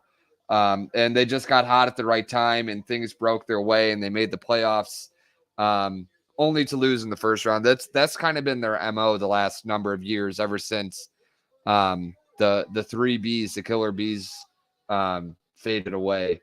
They're a team that I certainly don't think. Now, we were talking about them in a earlier podcast, one of the AFL podcasts, about how you felt that adding Russell Wilson might make them a playoff team. I think they're still very far away myself. But because of Mike Tomlin, they're going to end up around there. I'll put it this way. I don't see them at all contributing to, I don't think they're going to be a division winner, we'll say. I'm thinking that they're going to probably hover around the 8-9 mark, but they have a lot of holes. They haven't been able to run the ball consistently well since Le'Veon Bell was there. Their best receiver is George Pickens. George Pickens does a lot of great things over the middle of the field. That's where Russell Wilson and Justin Fields struggle the most. And even their vaunted defense is not so vaunted anymore. There's a lot of ways I think Pittsburgh could go.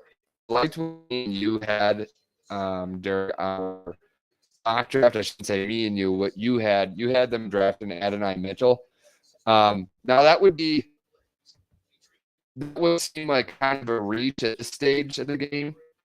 But really, they also need a lot of offensive line help. They didn't do much to build up their offensive line this year, and I think they need it, especially with having Wilson and Fields. You have two guys that love to hold on to the ball and wait for the big play to open up. So I'm not really sure what's their best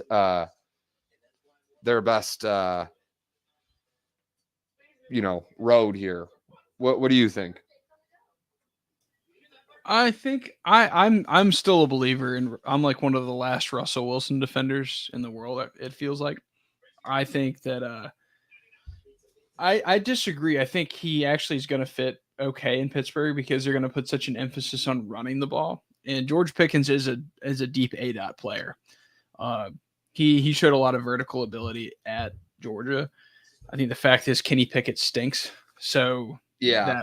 that never really came to fruition. And Justin Fields is interesting in terms of if he does end up getting to play. He's very mobile. I think you just keep towards the line of scrimmage. I think Fatanu's still out there. You could go there.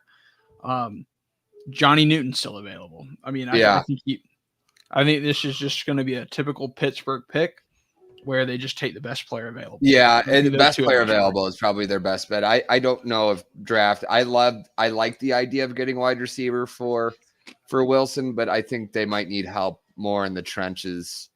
But Adonai Mitchell, he'd be the sexy pick. That's for sure. What's No the doubt, best Tex Mix, Chip? Oh, the cheese, definitely. Okay. But I was saying just like so what flavor do you have? Like the cheese flavor? Yeah, I got the cheese flavor right here. So okay. I was we get like the general brand, and it's the rye chip always. The rye chip is just Oh yeah. I have some of that downstairs, but I went with the cheddar kind because Green Bay is gonna be on the clock in a couple minutes, so smart. I get the cheese, So.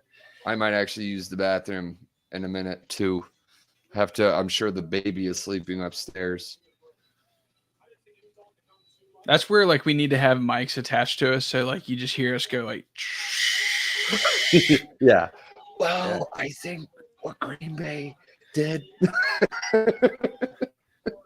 Or like thankfully neither one of us will sit on the can while we evaluate the draft picks. Well, I think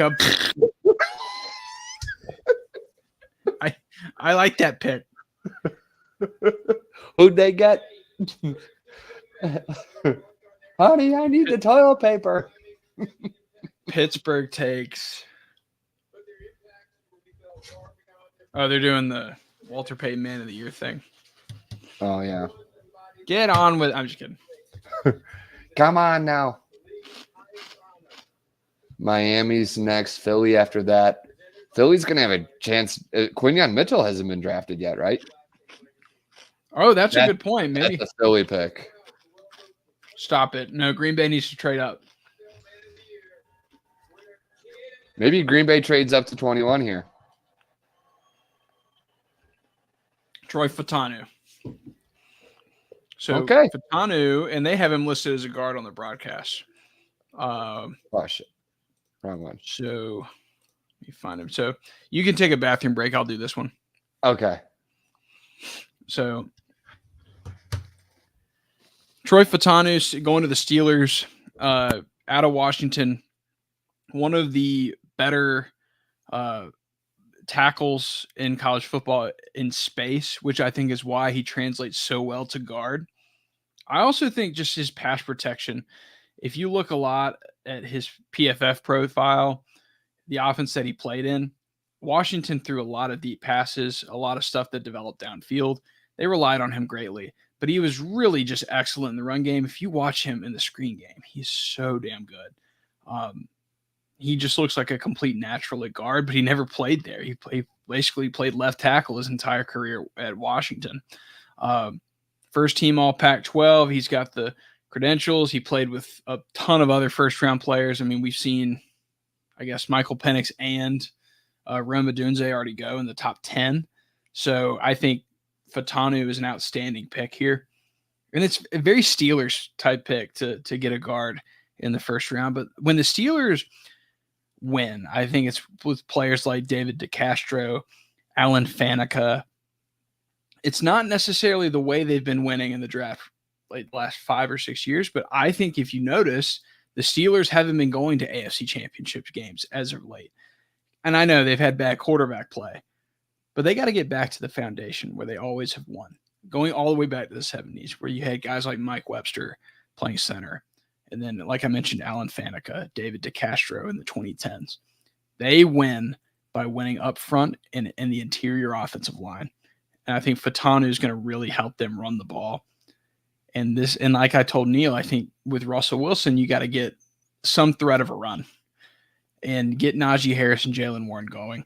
Because if you can do that, I think ultimately you're going to help Russell Wilson and George Pickens in the passing game succeed with play action. Denver did not use Russell Wilson right, and running the ball is the key here. So I like this pick for the Steelers. I think Fatanu, honestly, I thought he was going to go earlier than this, but good value for Pittsburgh here. So we have Miami next on the clock here. So this is, I think they didn't have a first round pick, if I'm not mistaken, last year. Last year they had they went 11-6, and this is the fastest team in the NFL, which automatically gets my rabbit ears up. Are they going to go Xavier Worthy just because they got to be the fastest team in the NFL? So, but they could go in a lot of different directions here. They did lose Christian Wilkins, which was just an absolutely huge loss. So my first instinct, like outside of the Xavier Worthy take, just because I want that pick to be here, just because like that would be so natural for them to pick the guy that had the fastest speed at the combine ever. But I think up front, you got to replace Christian Wilkins. Mm-hmm. I think Johnny Newton from Illinois would be the pick. I'm surprised he still hasn't gone yet. But the Packers are looking pretty at this point. Like, I don't think they should trade because you got. No, they don't need to trade up now. Tomorrow, they should probably think about using some of their picks to move up, though, I think. Or package them up tonight. Yeah, you could.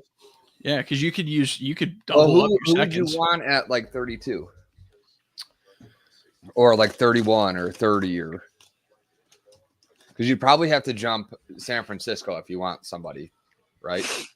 Terry and Arnold's still out there. Like you could double up on corners if you wanted to. For your corner, well, you still have Jair and but Stokes. opposite. But Stokes barely plays because he's been hurt for like 2 years. Oh, that's right. You're right. I like Tyler Guyton too. Like that's somebody I would trade up into the top of the very bottom. You definitely need.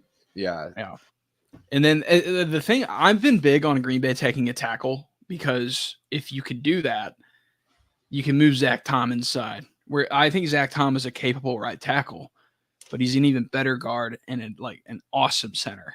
So that would be a luxury. But they have the picks to do it. You have 5 of them in the top 100. So, But who do you think Miami goes here?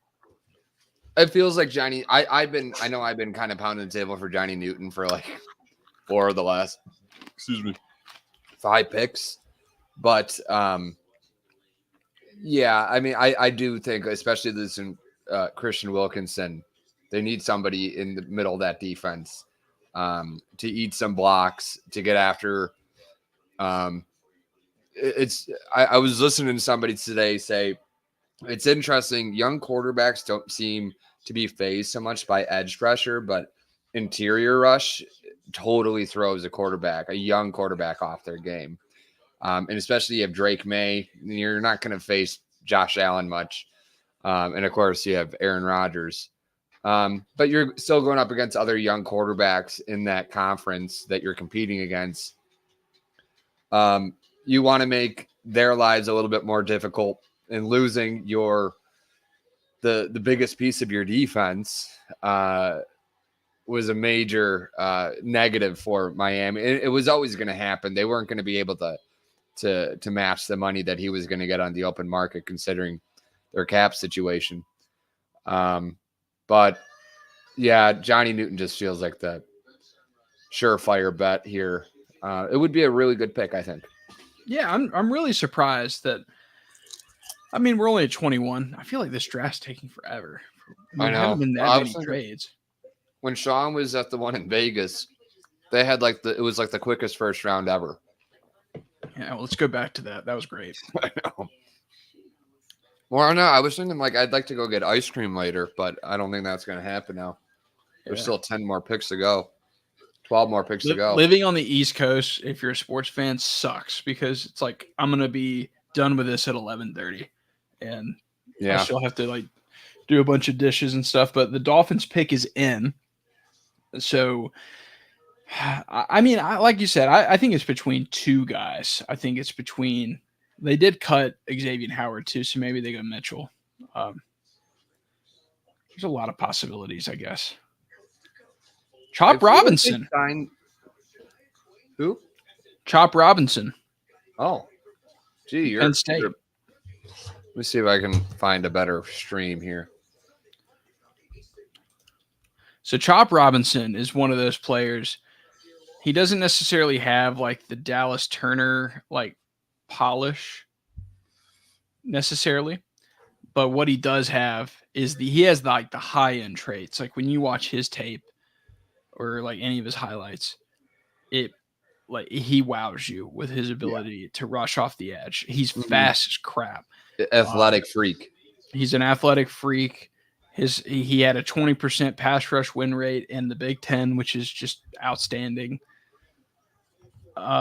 In Penn State, like it's weird. They like I don't know what they put in the water up there, but like they have the best athletes like of any school. Like, they're all freaks. It's crazy.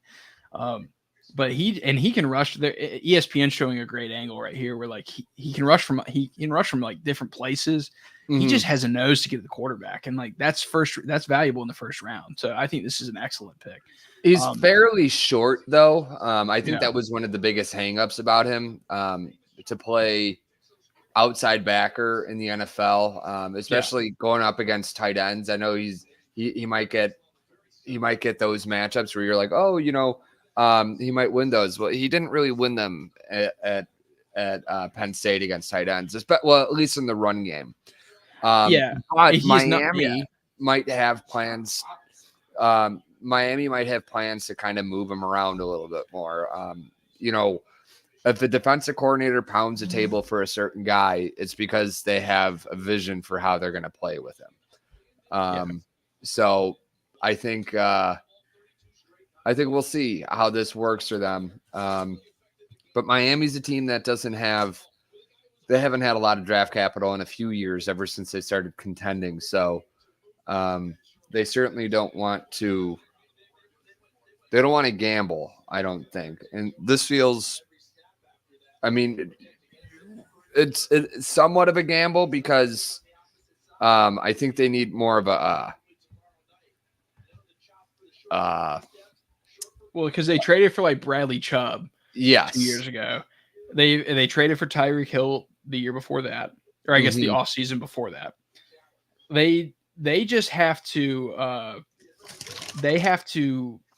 kind of reestablish, and like Bradley Chubb hasn't really worked out that great for them. No. I thought they would go O-line, but I just didn't see anybody left that necessarily fit that value.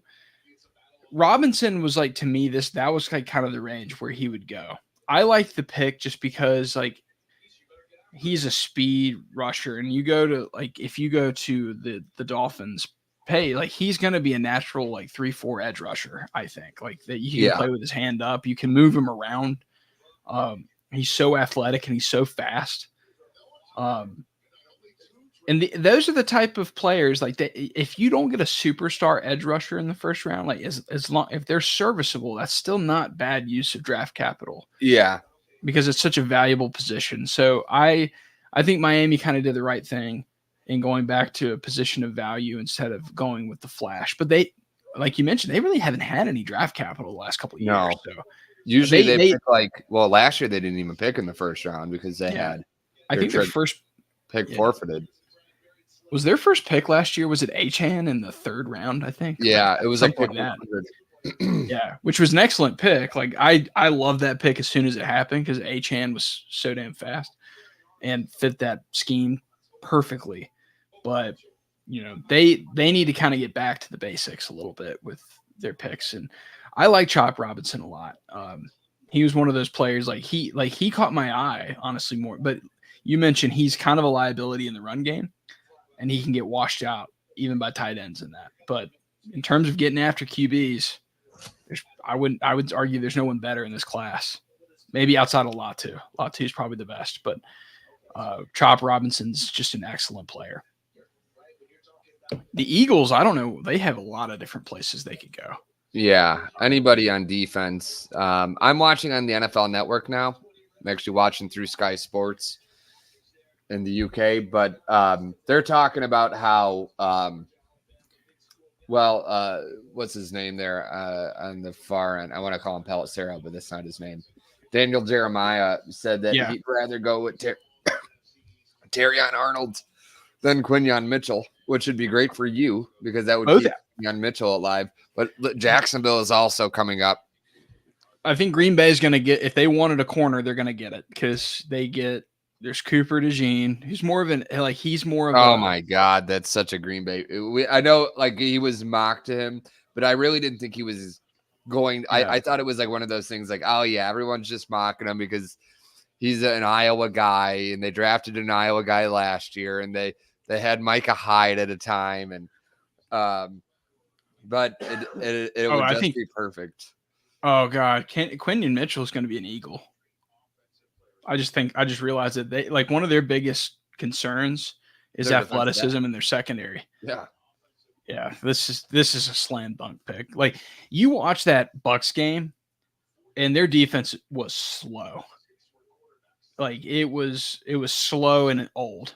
So they had there, and I think the second, like, cause they're rolling out Darius Slay, who was like a star in 2017 and it's 2024 now. They had to get younger on defense, and I think corner is a great place to start. I kept thinking Nate Wiggins might be the pick for them, but I would have never guessed Quinyon Mitchell would still be available. Yeah, at 22. So of course the Eagles probably end up getting great value. Yeah, and he'll probably be like defensive rookie of the year. Yeah, well, and I can't believe they let Howie get him. Like you're gonna hear that. But I mean, Howie Roseman's a good GM. I'm not doubting that. It's just I get tired of hearing how great he is. Like Brett Veach for the Chiefs, I think does the best job of any team. Like last time I checked, his team's won 3 Super Bowls in 5 years. Yeah. So that's just my opinion, though. Oh, and AJ Brown signed an extension. That was another thing that just broke. That's what Sean was saying earlier. Yeah. 3-year extension. I mean, I don't think that's huge news because I think a lot of people figured that was going to come.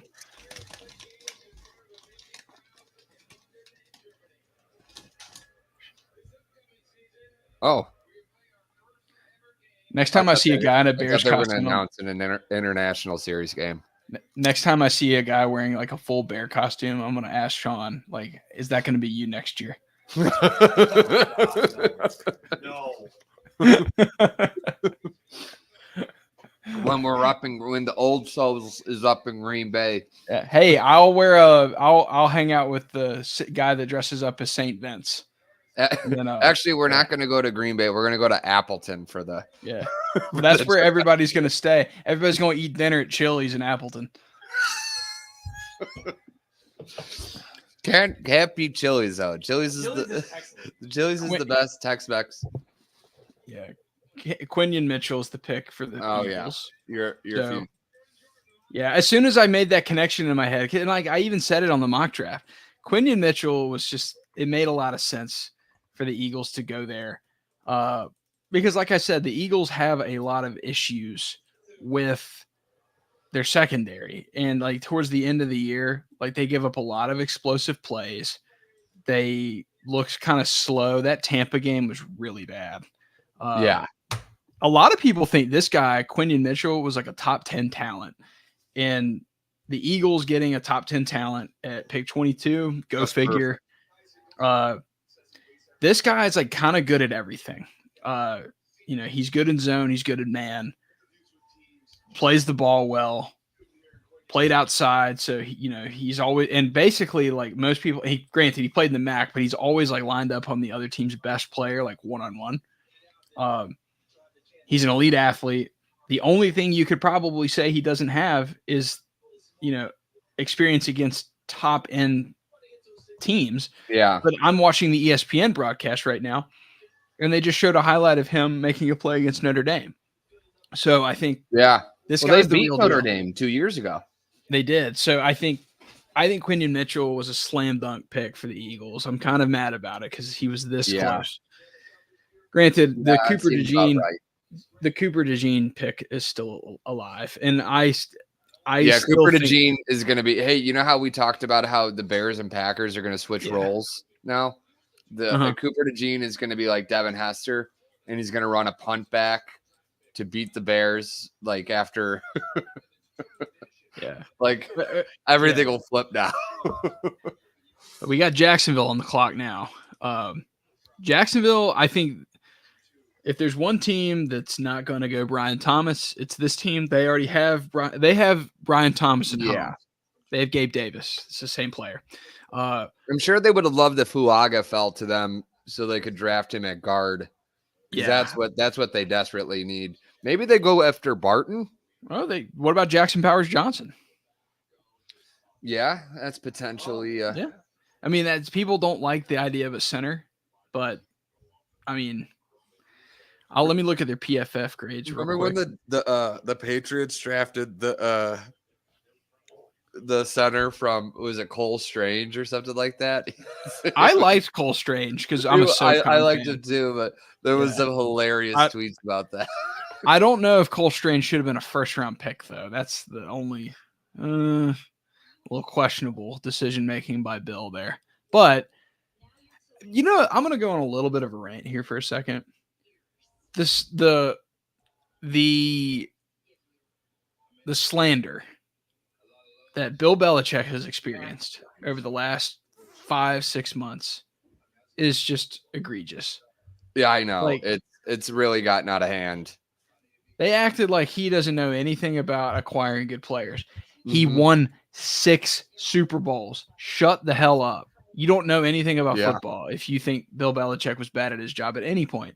Did he miss on some picks? Yes. By the way, 60% of these guys we talk about tonight aren't going to do crap. No. So they're good picks. This is all process based. But and tomorrow is going to be even worse. Yeah. 5 of these guys are going to be hurt like more than half the time. Like, I guarantee, like, knowing us, we'll probably have one of the guys that has like an injured hamstring to start training camp and starts out on the pup list. But like, you have that. He misses rookie minicamp next week.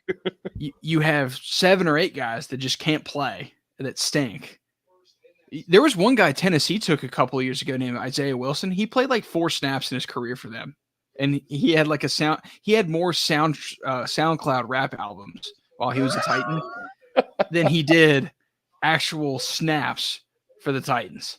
So like and they picked him in the first. Dale Williams will wear number 18 for the Bears.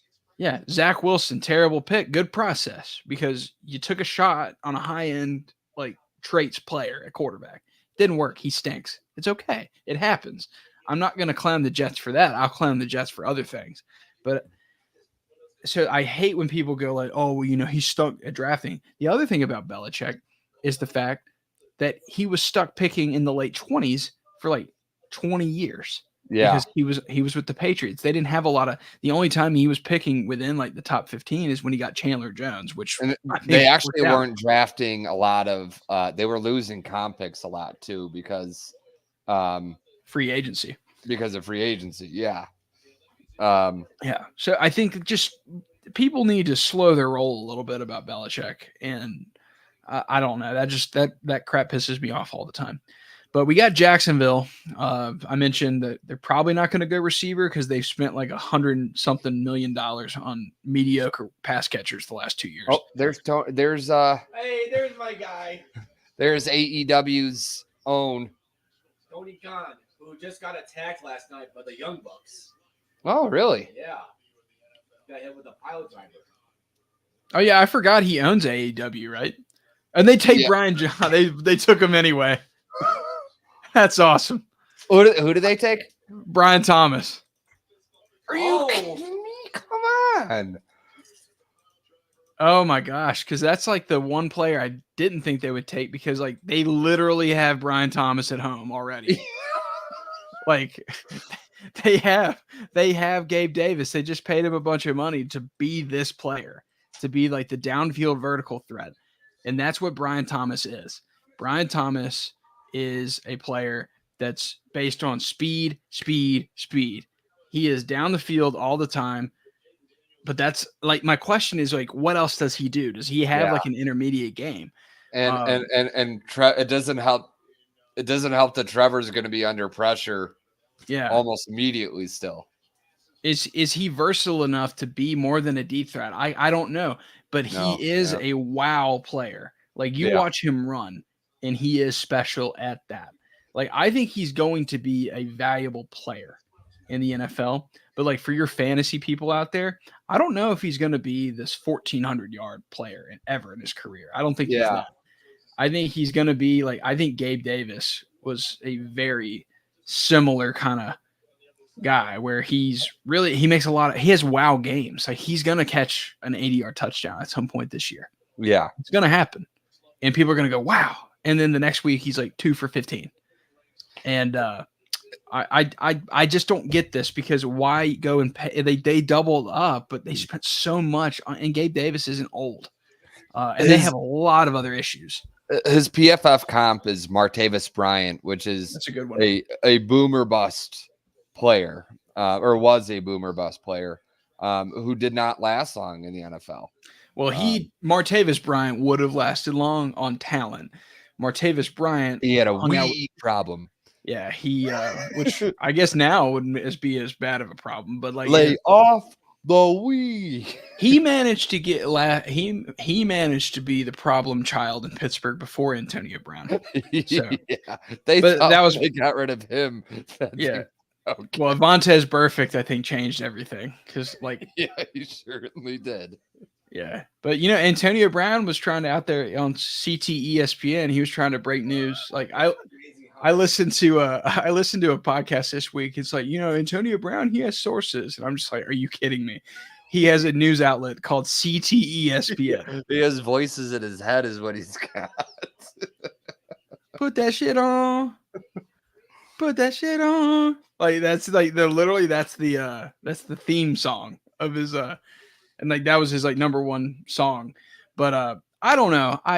I like Brian Thomas. I didn't like him here, though. I don't really love the pick. The way Ian Rappaport is talking is like, I kind of don't get this. Yeah, and they spent so much money, and I don't think they need more receivers. I think they need to, like, I don't know, protect Trevor Lawrence. I think that would be what I would have done. But anyway, the Cowboys are up next. So what Michigan Dallas defensive looks like player? Jerry looks like he's falling asleep in the chair. Yeah. What Michigan defensive player is available? Do you think Junior Colson, is it too early to take Junior Colson? They'll get Mikey Sanders still. I think that would actually be a pretty solid pick. Actually, I was thinking that would be a really good pick for them. Like it would be a good fit. Green Bay exposed that secondary pretty bad. Stephon Gilmore looks like he's lost a step. Speaking of Martavis Bryant, he's on the Cowboys. Yeah, you didn't see that article last year? He came back. Wait, I don't remember that. Martavis Bryant's in the league? Yeah. How long was he out? Speaking of guys I didn't realize were back in the league, do you know who the Falcons have at corner? Who the Falcons have at corner? Yeah. I was going to say Vontae Davis, but he literally just died. Yeah, he's dead. So that was sad. But it was, yeah. Yeah. He was last in the league in 2018. Martavis Bryant. No, yeah, so that's longer than this one, but this is a familiar name. Kevin King. Oh my God. Kevin I haven't King heard is him now in the since Scotty Miller burned him deep. Yeah. He last played for Green Bay in 21 and then didn't play anywhere else. And now is on the Falcons. Because I was doing like key additions for the Falcons and I saw Kevin King pop up and I'm like, I double taked. I was like, wait, the same Kevin King? Yeah, I didn't. Kirk Cousins and Kevin King were the key additions. So no. I think Dallas could go in a lot of directions. I think the big concern for them. Ever seen the GIF from the movie Captain Underpants? Or no, it's Diary of a Wimpy Kid, I think, where the little fat kid is waving like, and then he sees somebody, he's like, that would be I have not seeing Kevin King. And it's just like double take. But But we'll talk about Dallas here before they make this pick. I think Yeah. they could go in a lot of different directions. They've lost a lot on their offensive line. I just don't know where else they can go in this draft. Yeah, in our mock draft, we had Fashanu fall to them, which would be an ideal situation. I remember me and you talking back in January that Michael Penix would actually be kind of an interesting draft pick for them if he was there at the time, because Yeah, that would have made learn sense because he'd learn under Dak for a year, and when Dak was, because they get an out of Dak's contract next year, so and McCarthy would have a chance to mold a young quarterback. Hasn't had a chance to do that since Aaron Rodgers, and that worked out pretty well. I think I know the pick here. Blake Corum. They trade the pick, so never mind. They traded it. Oh, really? To Detroit. Detroit's coming up to get Nate Wiggins, I bet. Oh, if they take Cooper DeJean, I'm gonna lose my mind. Oh, you know what's gonna be the worst actually is Detroit won't take Cooper DeJean. They're gonna take somebody, or like Green Bay will have a chance to take DeJean, and we're gonna take like an interior offensive lineman, or a defensive tackle. That's what maybe Johnny Newton. You guys get. Actually, I wouldn't hate that either. So That would be a great pick. Yeah. Let me take this off here. And the Packers Detroit. are now on the clock. So Detroit's back. We'll have to get the trade compensation from our field reporter, Sean. Yes. And do you feel like Adam Schefter, Sean? Yeah. Do you feel like Adam Schefter? Because you're the one filling us in on our. Look it up if you can. So Ben Johnson, offensive coordinator. They did lose C.J. Gardner-Johnson. So everybody keeps speculating that DeJean could play safety. I don't see that. Here you go. 24th and next year's 25th. And the the Lions gave up A third rounder, that's it. I would go receiver here. I think Adonai Mitchell. third rounder. Yes, that's it. I think this is going to be Adonai Mitchell from Texas. Got that, and they got that seventh rounder next year. Because I guess they have Jamison Williams, but he's been a bust. Yeah, this is like a 30% premium, so this is not bad, or 20% maybe. They traded up from 30 or 29. 29. So not a wild. I guess it helps Dallas that they'll have an extra pick tomorrow, because they'll pick at 87 and 73 tomorrow. Why are the Lions drafting at 73? They must have gotten a third round pick from somebody. And Brad, to answer your question about why the Jags won't get Trevor an actual one, they had one last year. They had Calvin Ridley, and then they let him walk in free agency. So I don't really know what Jacksonville. I just don't know what they do. I don't get them. But all right, that's good. They're playing this out because it's the Lions. A lot of blue. Speaking of the Lions, very happy with their throwback, or they're not throwbacks, they're new jerseys. The only thing I don't like are the black jerseys. Yeah.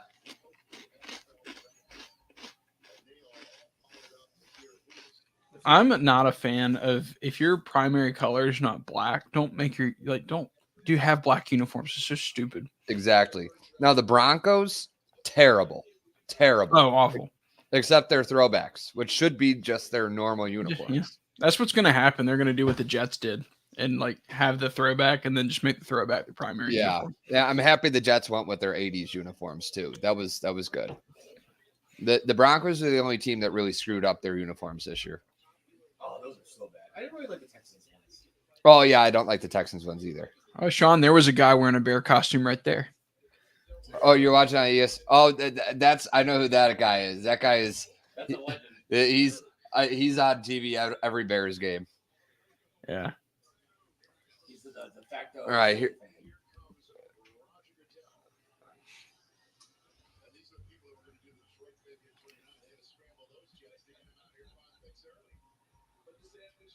What if one of these like people that like they go like one of these kids like they lock their knees too long, you just see one of them collapse? Like, what would Roger do?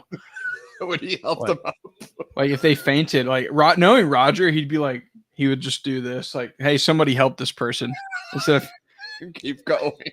yeah, because these kids look nervous as heck. Like I'll say that. Like I would be too, to be honest. There's like 100,000 people outside, 100,000 people that came to an NFL draft, which I still can't believe. The weather must be pretty nice there. They're all in shirt sleeves. Everybody's in hats over there. It's cold. It's Is summer in Detroit. It's 2 days. It's 3 days. It's the NFL draft. Terry and Arnold. Okay, so Terry they and jumped Arnold? they jumped Green Bay to take a corner. Where is Terry and Arnold? I gotta find him. 1 second. 15. So Tyrion Arnold is the pick here for Detroit. He's a better zone corner than a man-to-man guy. So it'll be interesting to see how Aaron Glenn, a former defensive back and A like, good one.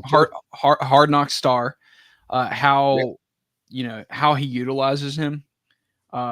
He has really, really solid athleticism.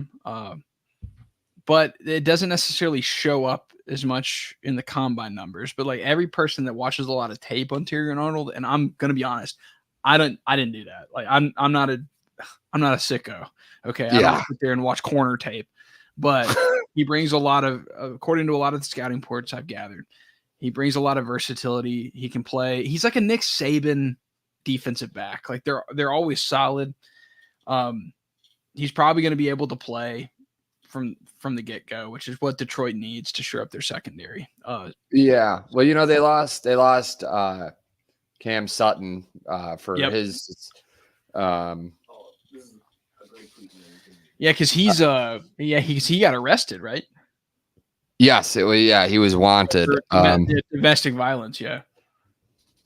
So was so domestic Seth violence, Walder from ESPN, he's like one of their analytics guys. He had this tweet: if we combine the value lost by the Vikings 2 trades, their earlier deal with the Texans to get to 23, then the deal to move from 23 to 17, they burned the equivalent of an extra mid-first round pick. In other words, they basically spent 2 mid-first on Dallas Turner. Kwesi Adolfo-Mensah has not really had He doesn't play the board well. Like he He didn't make doesn't. he didn't make Detroit pay enough 2 years ago for to go James. And he Yeah, didn't- they he went from, didn't do like- it to Green Bay either, right? When they I think he builds a team okay, like he drafts good players, Yes. but he's leaving a lot of fat. Yes, that's a good way of yeah. putting it. Leaves a lot Yeah. of fat on the bone. You're right. Yep. So I'm gonna the Packers are on the board and the pick is in. We don't know the pick yet. This is a team. I think they're pretty deep. Yeah. The only players they've lost were guys who didn't like. So John Runyon, that's kind of a replaceable guy, like interior lineman. Devondre Campbell missed a bunch of time last year. Aaron Jones is like the one player that I think is going to be really hard to replace, but they did sign Josh Jacobs in free agency. I think they're going to need a day 2 pick on a kind of explosive back. And then Mhm. Josh Nijman, kind of replacement level offensive line. I think at this pick specifically, I think I you didn't know they go. got Greg Joseph this year. Yeah, I think they need to either get offensive line, but I'm not sure who would even be available at this point. Like, I don't think they need to go Powers Johnson. I don't think they need to do that. Yeah. I would have wanted a tackle, but I don't know who's left to take, to be honest with you. Tyler Guyton's probably a little early for that, but I could see that, a super freak athlete. I want DeJean, to be honest, or Nate Wiggins. Those are probably or Johnny Newton. Maybe the fall stops there. Johnny I think Newton, that would be the one that I, as a Bears fan, would be most upset about. Definitely. because he was supposed to be a top 10 pick. Mm-hmm. I do. The funny thing about this draft, though, is there were like 17 players that should have that were going to go top 10, and the math doesn't check out. Obviously, there can only be 10 players, but there's like on draft Twitter says there's 17 or 18 players that are going to locks for top 10, and Yeah. I'm like, I laugh at that every year. I'm like, wait a second, I don't think that's how it works. I can't remember the math. Yeah. But I mean, really, the only surprise pick to me, people are surprised by Bo Nix. I think I'm the only one that wasn't. But the Michael Penix was probably the only pick that really shocked me. There's a video on Twitter of Terry Fontenot talking to Arthur Blank, and Arthur Blank has his hands in his pockets like this, and he's like leaned over, like, and Terry Fontenot is like, as he's making the pick, and it's like the caption is like, Terry Fontenot seems to be trying to explain why he drafted Michael Penix. That's a bold move because the guy that's probably on the hot seat for his GM job. Maybe Ryan Pace. Oh, maybe Ryan Pace is the one who signed off on that. Yeah, maybe. Jalen Johnson. Jeez. What sucks is I like Penix. Jalen Johnson. That's an example of a process I didn't agree with, but I like the player. So it's kind of, if it works out though, the Falcons look like geniuses because if Michael Penix lives up to the 8th pick in the draft, I mean that's awesome. But just think it's highly unlikely. Well, it's more of then why did you sign a quarterback for $100 million? Yep.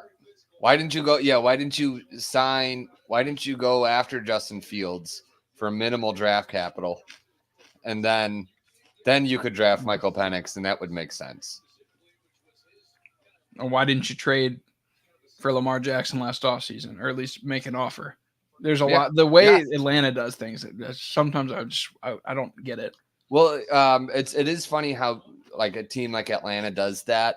Like they're, but talking about Ryan Pace and doubling down on one position, they doubled down on quarterback this year. But it is funny how some teams when they have a mistake like that in the draft, how they double down the next year, and they kind of mortgage their next few picks. Jordan Morgan. Jordan Morgan? Yeah, that fan looks devastated. That's not a bad pick. Why is Johnny Newton still available? That's a good pick for Green Bay. Jordan Morgan. I think like a lot of people are disappointed that it's not DeJean. Yeah, he'll start for 12 years. Yeah. If there's one team you want to trust with offensive line, it's this team. This kid. So Green Bay takes Jordan Morgan from Arizona. So 5 years at Arizona and played every single snap at left tackle. One of the interesting things is like how many 5-year players are at the same place. Yeah, their entire career. You don't see that day and age. Yeah, he's played every snap at left tackle. But the thing is, I don't know if they need to use him there or not. Like, I think he could kick in to play guard. And a lot of people think that his arm length is probably going to restrict him to that. I think he's probably going to kick it. And that's the thing is they have a lot of flexibility, and they do need to replace John Runyon, who left for the Giants in free agency. So, but the thing is, like, the Packers, I think, just want a lot of good offensive linemen, and then they use them variously. I didn't think you would go this high, but the Packers I was always expecting them to go early tomorrow. Yeah, the Packers always do this, where I feel like they reach on the players that they like, but the value always, like, the position makes sense most of the time. So it's kind of underwhelming, but at the same time, he could be a really good player. So if you get him at 25, but obviously the fan base would have loved to get Cooper DeJean. So it is what it is. But I think Jordan Morgan, he's going to be a regular, I think probably a regular starter at guard at the very least. Yeah. So, At the Yeah. very least. what a boring pick. That's such a Packers pick. Like, just we're taking a guard. So next on the board, or next on the clock, are the Tampa Bay Buccaneers. Gotta find them. Can you imagine people that do a live stream for day 3? I know. Like, You know what though? I have to say it's only like the last couple picks that I'm starting to feel like the first couple nights that we did this felt like it. I'm not, they were fun, but by the end, by like the first hour, I was like, okay, this is going on a long time. It's only like just recently now that I'm like, I'm kind of tired. yeah, And it's not so much that I'm tired. And I'm sure you're the same way. Well, of course you're going to be going to bed, a lot sooner than I am. Well, an hour sooner, I suppose. But you want to absorb some of your own team's coverage. You know, like you want to look at Reddit or Twitter. You want to look at YouTube. Like I want to see like the Caleb and Rome press conferences. mm-hmm. I know, not press conference, but like what I want to read when they had their press call. You know. Yeah. I will say Jordan Morgan's probably going to be an all-pro now because there's this video of this Packers fan being really upset, which number one, our fan base doesn't know anything about football. And then number two is this Lions fan was like taunting him, going like, what an, I'm like, that's always like the first sign that player's going to be really good. When you I've get seen like, it. Aiden Hutchinson is getting shut out next year. yeah, that dude is going to be like completely shut down. Like, my Aiden, why even play? Like, just take the week off because Jordan Morgan's going to shut you down. I'm just kidding. But like, I do think though that it is funny how people have takes like bad pick. Yeah. And I'm One how of my much- favorites. Who? Yeah, buddy. Your job is not to know these people. yeah. Just because you don't know them doesn't make them bad. Did you watch a lot of like? How many people watched a lot of Jordan Morgan's tape? Exactly. If you do, you're a sicko. Like, Or like when people get mad, like when a team signs a player to fill out a training camp roster, and they're like, Yeah. "I bet this guy sucks." Well, yeah, he does. But he's not supposed to make the team. yeah, He's I supposed think, to be a tackling dummy for somebody. yeah. For Tampa Bay's on the clock here at 26. They need a pass rusher, I feel like. But I don't know. See, this is what I mean. Like now I feel like would be the time for, I know we don't think Carolina should, but like the trade that I did earlier today on Pro Football Focus myself, didn't feel like an egregious trade up. If they were giving up. Why is Johnny Newton still on the? Why is he still available? What's there a wrong? gas with him? mask video? Yeah, I don't Watch get it. Kansas City. They're gonna Oh, stick. They're gonna don't stick put it that next into to the stone. universe. Stop it. No, because now that's gonna happen. That's gonna be the worst. Because then they're like, we got the best defensive lineman in the draft. They have the smallest team. Everybody doubted us. The Chiefs, like that's the like I don't hate the Chiefs. The only thing I hate when they win the Super Bowl every other year. What ends up happening is like they do the whole like, this is for all the haters and the doubters. You were the Super Bowl favorites. Like no one's doubting you. Right. Like we all think you're the best. Yeah, you're going to win it again. They're going to be You're the s- first team to three-peat.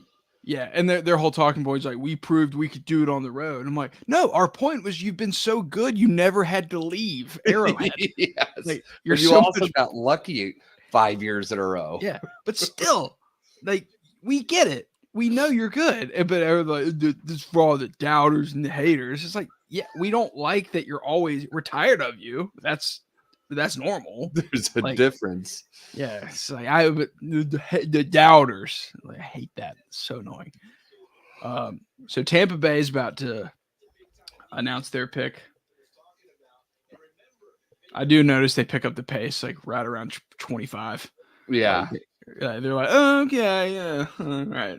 Okay. keep Graham it moving. Barton. Okay, I found a pick that's probably even more boring than.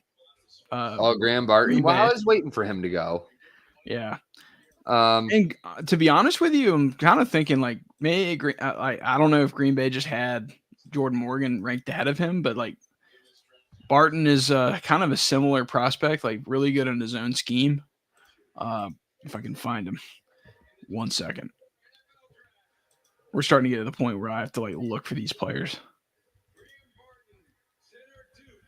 I thought he was Harris Barton's son, but he is not actually. 24. Okay.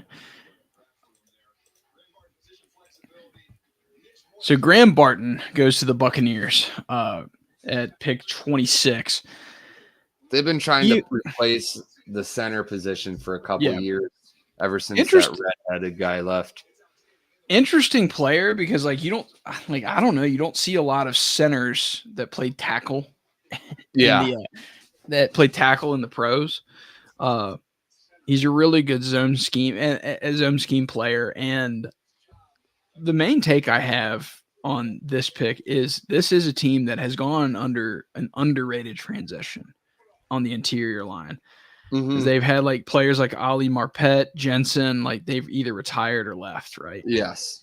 And this team's kind of trying to figure that out. Like even when they had Brady, play lacrosse. yeah, even Holy he God, looks like he looks like a lacrosse player just looking at his profile picture. But like I'll say with Barton, he's probably going to be a plug and play center from day one. Mhm. And the Cardinals are already picking. This is crazy. Okay, they're moving now, but they need help on the interior line. And the Cardinals here have already made their selection. So I'll go ahead and transition over to them. So they went 4-13. We've already kind of recapped them. So they probably, the TV networks are probably telling them that they got to hurry this up. But, yeah, they want to get done probably before 11, I'd imagine. Or yeah. So Darius Robinson's the pick at the D end. The D end from Missouri. He's way down the board here. He shot up big time after the He's combine. a freak.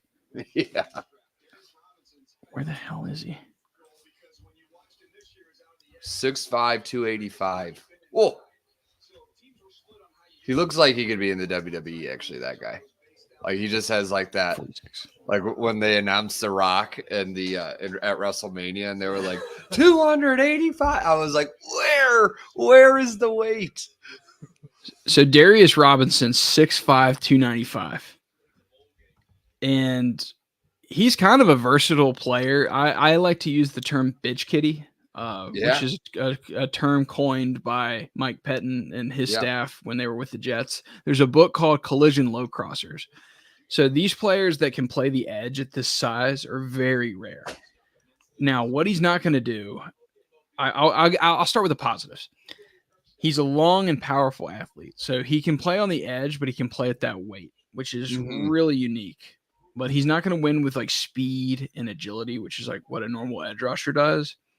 He's going to win with power and length, which is what he has. He's a really unique athlete. He can probably line up at an edge rushing position, probably in a 3-4 in Arizona. But he can also kick inside. So they can probably use him as like a chess piece on the defensive line, depending on which package they play. Right. I think I mocked him like I think when we did a mock draft last week, most places had him outside the top 35. Yeah. I knew. I don't remember who we brought it. Yeah, but he was definitely a second round pick. Yeah. And I made a point of saying like, I don't think he's going to get out of the first round. You don't see these type of athletes come out very often. Yes. And that was my take with Darius Robinson. So next, or do you have something to say about him? No, I was just going to say the tools are all there. It'll be interesting to see if the production is going to eventually meet. Because there are some guys that they just test well, you know. They're guys that if you're a coach, you watch them in practice and they catch your eye because you're like, wow, look at that guy. But when the ball gets kicked off, could be a different story. Now, I'm not saying this guy's going to bust or anything like that, but it'll be interesting because he has everything that could make him a very strong player in the league. But there's a reason why, you know, it happens every year or so that a guy like him, as soon as the Senior Bowl rolls around, as soon as the combine, that they fly up the board that they weren't flying up in October, November. Yeah. Oh, wait a There's- second. Kansas There's been a City. trade. Uh-oh. Johnny Newton. Watch. Oh, you called it probably. Oh, shit. I feel Kansas City. I gotta take to them. So Hollywood Browns are kind of key addition on offense. They've had like most Super Bowl champion teams. You know, they probably lose more than they gain. They got to pay a lot of people. You know, they got an expensive payroll, which is normal. You know, the one thing about the Chiefs though is, and no one's going to talk about it, is their offense kind of sucked last year. yes. They won the Super Bowl anyway, so it didn't really matter. Well, But- remember like on Christmas, like how backwards they looked? Like they couldn't do anything right. Yeah, and I still think they're still a piece away. So I think this might be a receiver. It could be. It probably like we're probably Yeah, we'll have to see what the Xavier Worthy or Adonai Mitchell maybe. I think it's too early for like the McConkey conversation. I don't Maybe think he'll go Ricky first Pearsall? round. Pearsall in the first round seems a little rich. so they traded with who? The Bills? Bills. Yeah, the Bills traded back. Interesting. And I thought the Bills could have, because like Ed Oliver's been kind of disappointing. Like maybe they try again with Johnny Newton. There must be something up with Johnny Newton that we don't know about, because I'm really surprised. A medical red flag. Sometimes that does come out after the first round is over. Yeah. So Chiefs trade. Oh, this is going to be pretty even, I think. Here, I'll flip over to Innovation. It's not just about and 248. This is going to be pretty even, I'm thinking. Oh my gosh, yeah. Oh my God. This is a really bad trade down for the Bills. Oh no. Look at this, Steven. What? Are you sharing your screen? Yeah, I'm going to share the draft calculator or the trade calculator. This is a brutal trade down. Ooh, let's see. Like, if they didn't, like, they shouldn't have given up. That would have been too much. The Chiefs wouldn't have gone for that. What did they get in exchange? They got They got the 32nd and the 95th and then 221. So they moved up basically in each round, but not enough that it's not canceling out moving back in the first round. I think ultimately though, if you view like the next 7 picks, they're all the same. Like next 7 players are all kind of in the same pool. But I'm not making this trade with the team that's been my daddy for the last couple years. I don't know. Yeah, I think ultimately though, like you can't operate too much in fear, and it's not like your Kansas City's trading up for a quarterback. I wouldn't have remember the given last. up 248. If they didn't give up 248, it would have been a lot better. Remember there was that time Kansas City traded up at the end of the first round to take. I don't think they traded up, but they don't always draft amazingly either. Like at the end of they have screwed up some first round picks.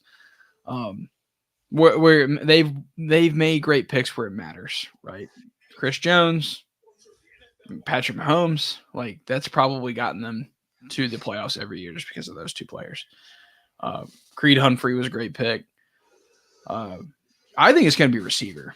And I think part of me thinks that this is going to be Xavier Worthy to get a field stretching presence. Yeah. That would be a bit of a reach. Yeah, but at this point, like I don't think there's a huge difference between like The end of the I mean, we're first starting to and get the into a second cluster. rounds. Yeah, Yeah. we're starting to get into a cluster where we don't have the elite guys anymore. Yeah, well, and of course we don't know their boards. Yeah. I think the it's once you get out of like the top 15, like it falls off pretty fast. Like you don't get the elite traits and the elite production and the elite school all Right. in one. Like you're getting one of them or maybe two. What the heck is that on the stage? Oh, I Get think it was on- like lights. Get on with it. Yeah, we were just thinking like, oh man, this is starting to move fast. Oh, look how much the crowd dissipated. Yeah, because Detroit's already picked twice, and they're like, okay, bye. There's Yeah, no there's probably way. a couple dads like, as soon as the Lions are on the clock, as soon as they pick, we're gone.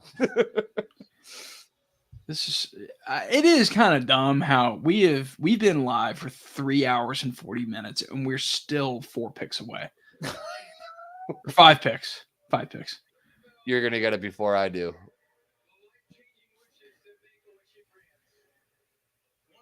Was this a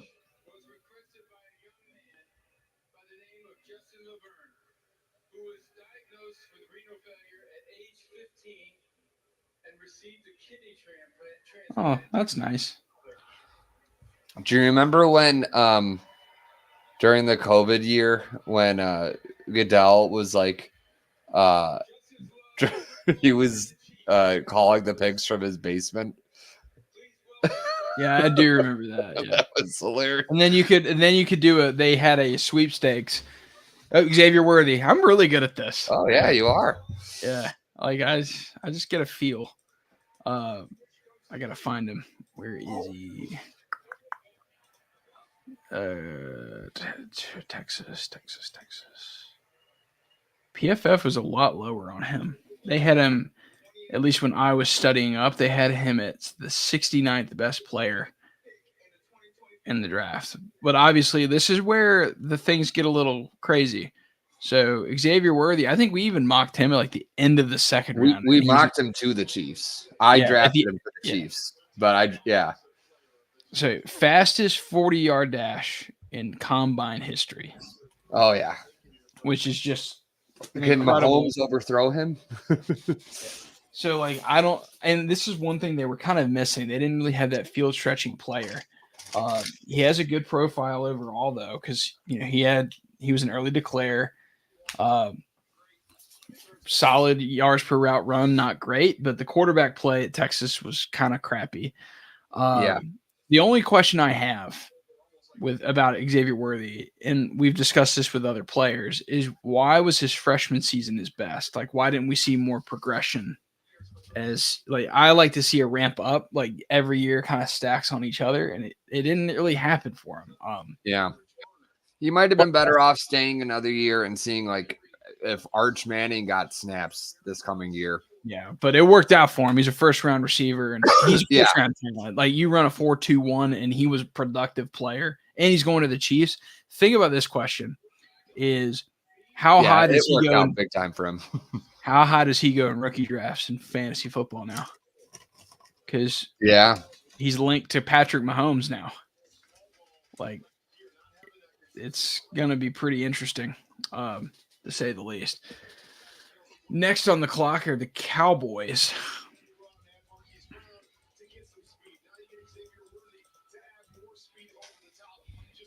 All right, good. They picked pretty quickly. Yeah, Jerry wants to go to bed. Jerry's already asleep. He was slumping in the chair when they showed him earlier. I saw that live. And I was like, what the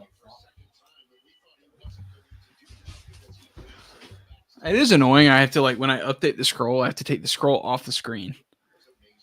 Like, Oh, yeah, that is annoying. Yeah. I think they could go anywhere, but Johnny Newton would be the best pick here. If they traded back and still got Johnny Newton, that'd be pretty impressive. Does his fall stop?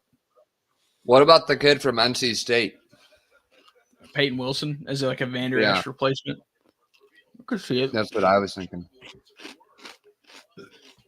Ironically, he's an injury-prone player too. Yeah.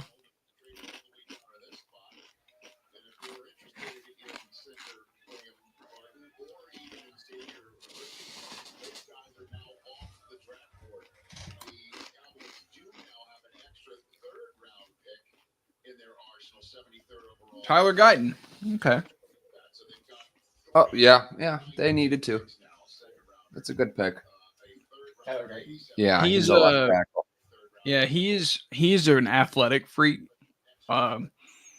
He didn't really produce well at Oklahoma, so you're not getting a guy that has the production profile you see from a lot of first round picks, but just you can't teach that athleticism and the size that he has.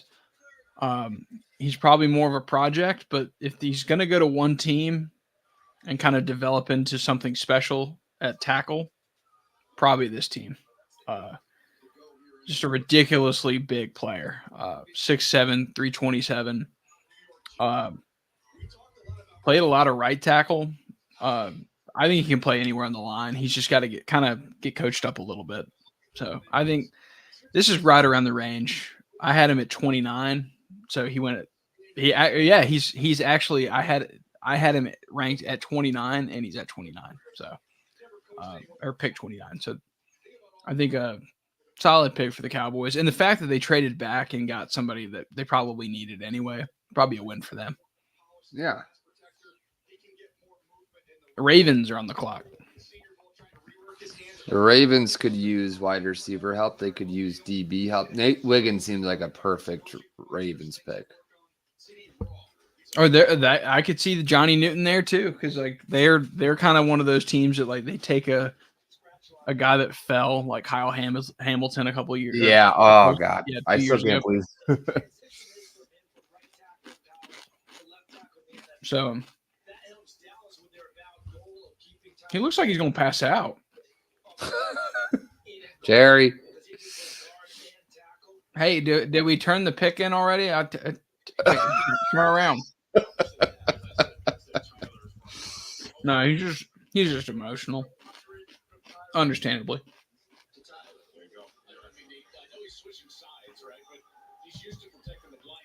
The Cowboys front office just cracks me up for some reason. Well, they have like a guy that works like basically like anonymously as like their head scout. he does a like, pretty good. He does a great job, and he does like all their work for them. And then Stephen Jones takes all the credit. But yeah, basically.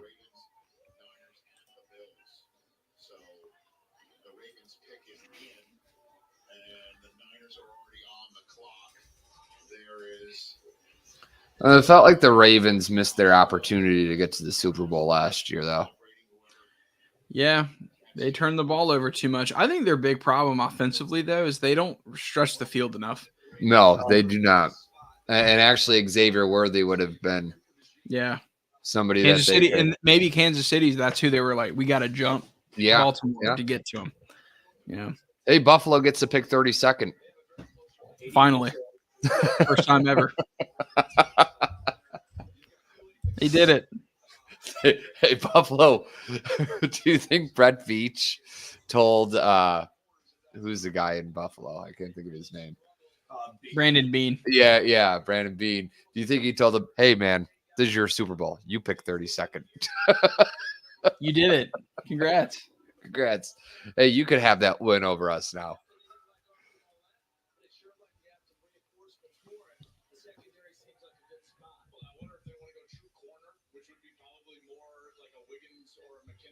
That's my guess is Nate Wiggins here.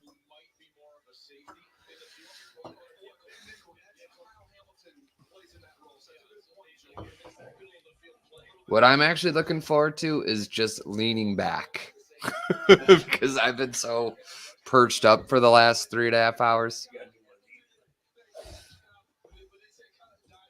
Oh yeah, feel that back. I'm wearing shorts now. Mel Kiper doesn't even have Newton listed in his top 5 available.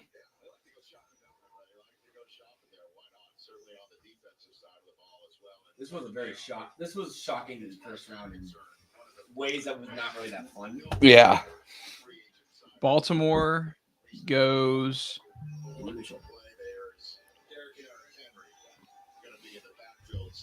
Nate Wiggins from Clemson. You called that one. Oh, damn it. I got one finally.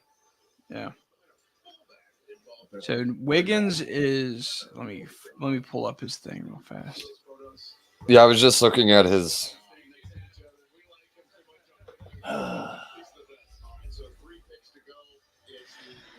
Yeah, so Nate Wiggins from Clemson, if you want to really look at one big highlight on his profile, it's a 4.28 40-yard dash. Just fast as shit. Yeah.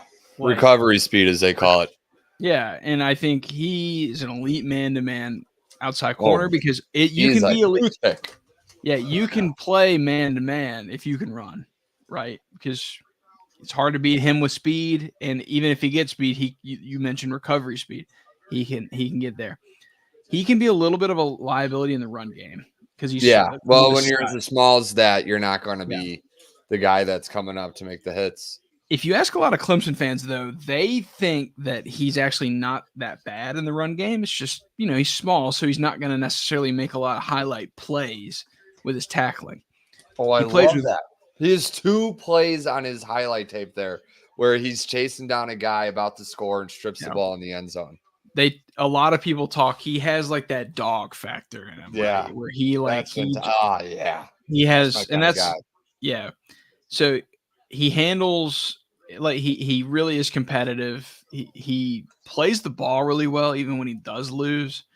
My big question is, how does he handle bigger receivers at the NFL level that have Well, I think with Marlon Humphrey on the other side, he's not always good. I think they're going to probably try to get him matched up with more of the slender, speedy guy.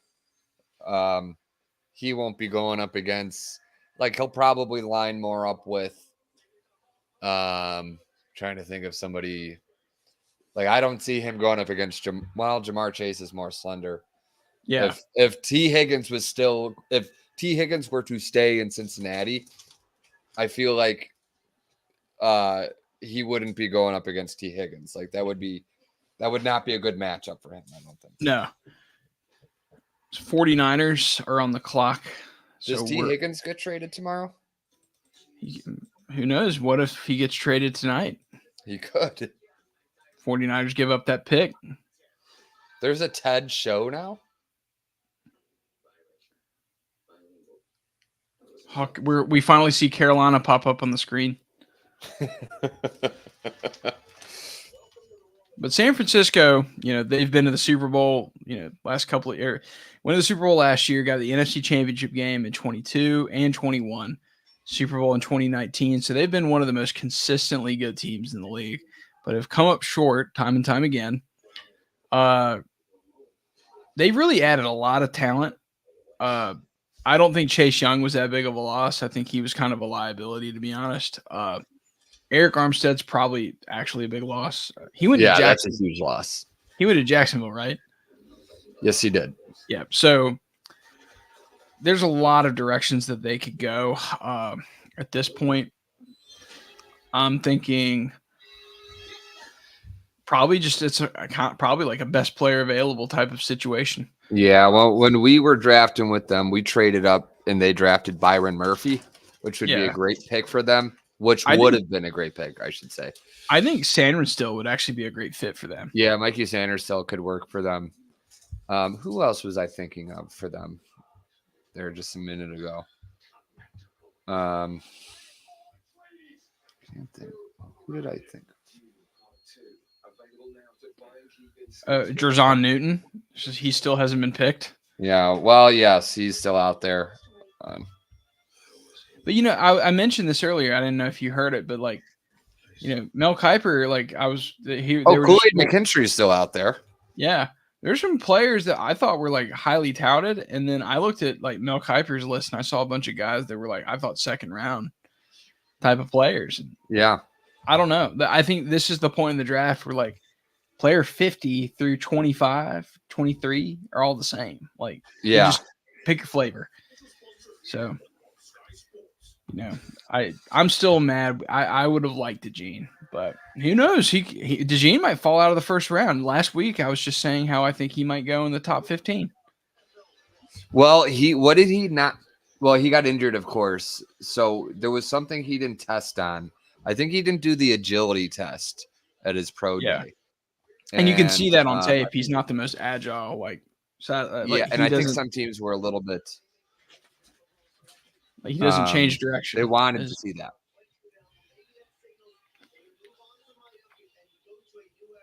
So it's hard to see them getting Malik Collins. They traded for Leonard Floyd, of course. They have Javon Hargrave. So they've done enough, I think, to yeah, you know what? Maybe they go with Jackson Powers Johnson here. That would be like the most underwhelming San Francisco pick, but it would make a lot of sense. He'd be just anchor in their offensive line. Yeah. I think you're starting to feel like the draft is very deep. So you're like, why? You're starting to think like, oh, there's like 5-6 players that could still be first round players, but we only have 2 picks left. So it's kind of one of those things.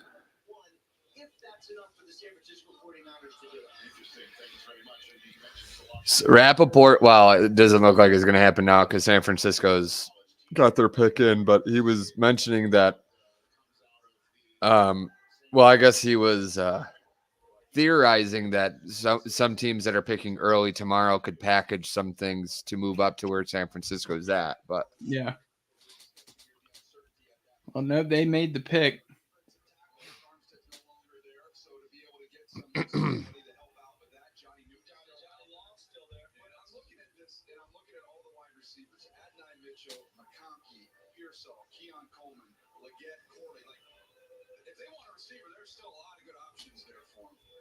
Ricky Pearsall. Wow.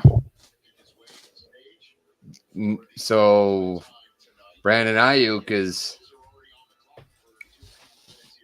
he's going to be expendable now, you'd imagine. Possibly. I mean, yeah, because Pearsall, like, he's not really a slot guy. No, like, he's not a slot. He has a lot of size. Yeah, a lot of people keep saying he's a slot guy. It's like, it's not just because he's a white player. Like, it's he's not that. Like, he is. Not all white guys have to be slot receivers. He is I would say he looks like a more intermediate receiver, plays well through contact type player. Mm-hmm. He doesn't break games. That's the thing. Is like he is a solid receiver. I don't know how much upside he actually has. I don't see him as this like downfield, like game breaking player, but he's going to be a consistent like first down machine, which is kind of what Kyle Shanahan likes. A chain mover. Yep. A chain mover. So I think the one thing I don't like about Ricky Pearsall is he didn't break out until like his 3rd year at Arizona State, and he's a 5th year receiver. Like those guys just don't hit as often as early declare guys. And the Bills just traded a pick to Carolina. Oh, see, I told you they would move up. They did it.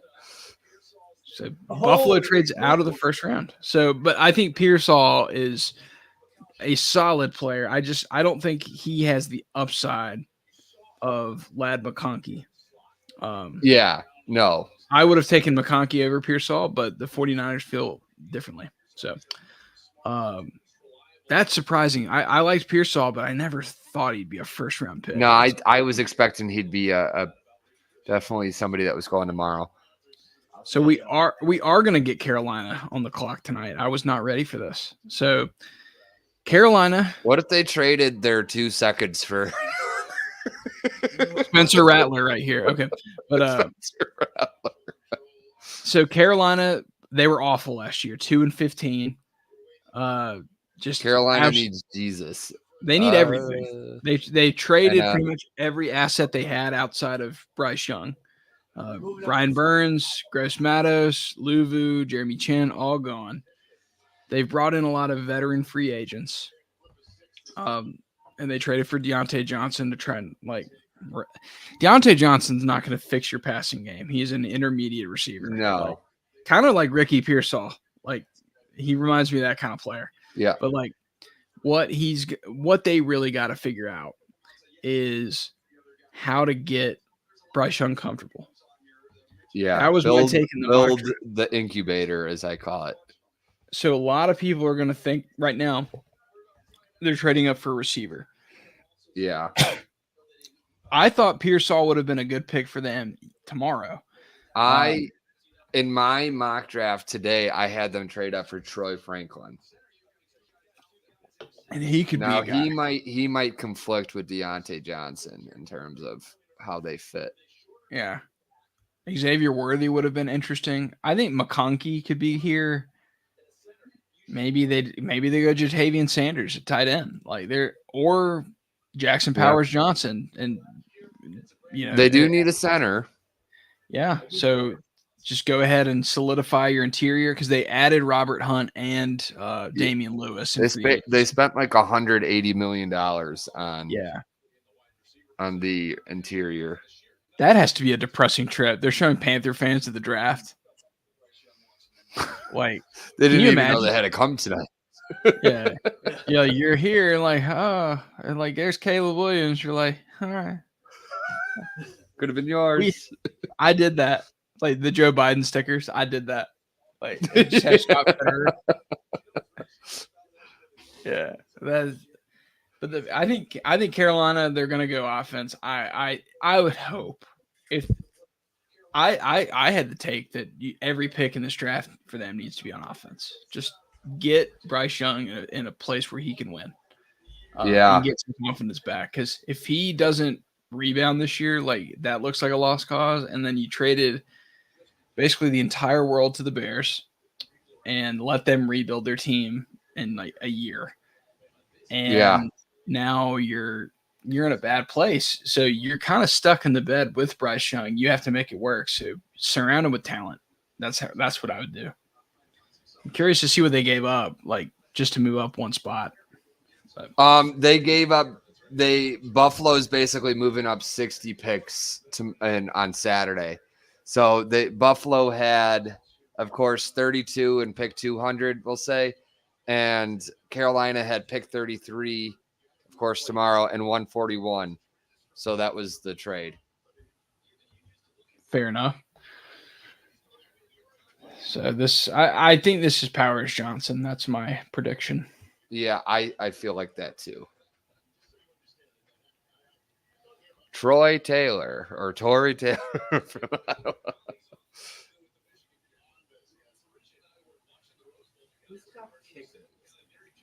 Is that Joel Klatt? I just realized.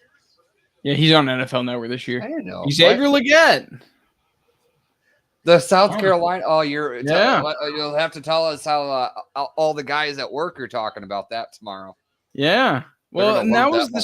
There was a lot of speculation whether he would land in the first or second round, because I think he was right on the edge. I think with Xavier Leggett, if I can find him on here, 1 second. I'm turning into that guy. I have to tell everybody 1 second. But with Xavier Leggett, if you just want to base your draft picks off of one season, he's awesome. Like top 10 talent. Yeah. He didn't do anything for the first 4 years of his career, or maybe 5 years. He was in school for a long time. Yeah. Yeah. He was on the Velus Jones arc. Yeah. So the first 4 seasons of his career, he had 423 yards combined. So really a non-factor for the Gamecocks, who have not been a deep passing attack. It's not like he was sitting behind superstars. He never even played behind Debo. Right.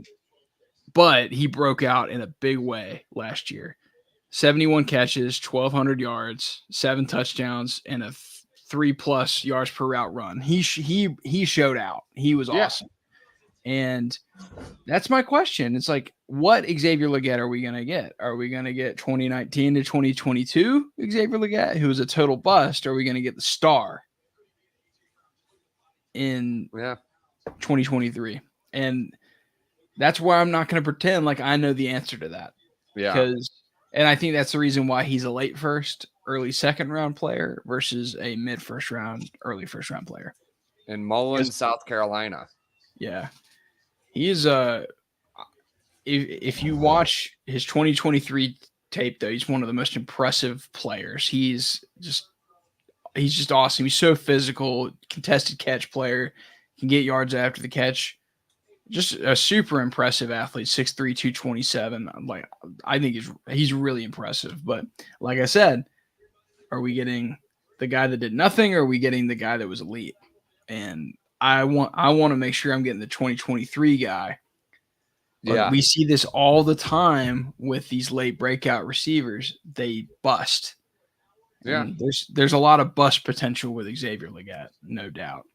But anyway, we are at the end of the draft. We're planning to be back tomorrow for second and third round coverage. We'll probably make it a little more relaxed. But thank you to all the people that stuck with us through some of this. And Thank you to our sideline correspondent, Sean. yeah. But we appreciate it and hope everyone has a good night. And I hope all of your team's favorite players bust. Go Bears.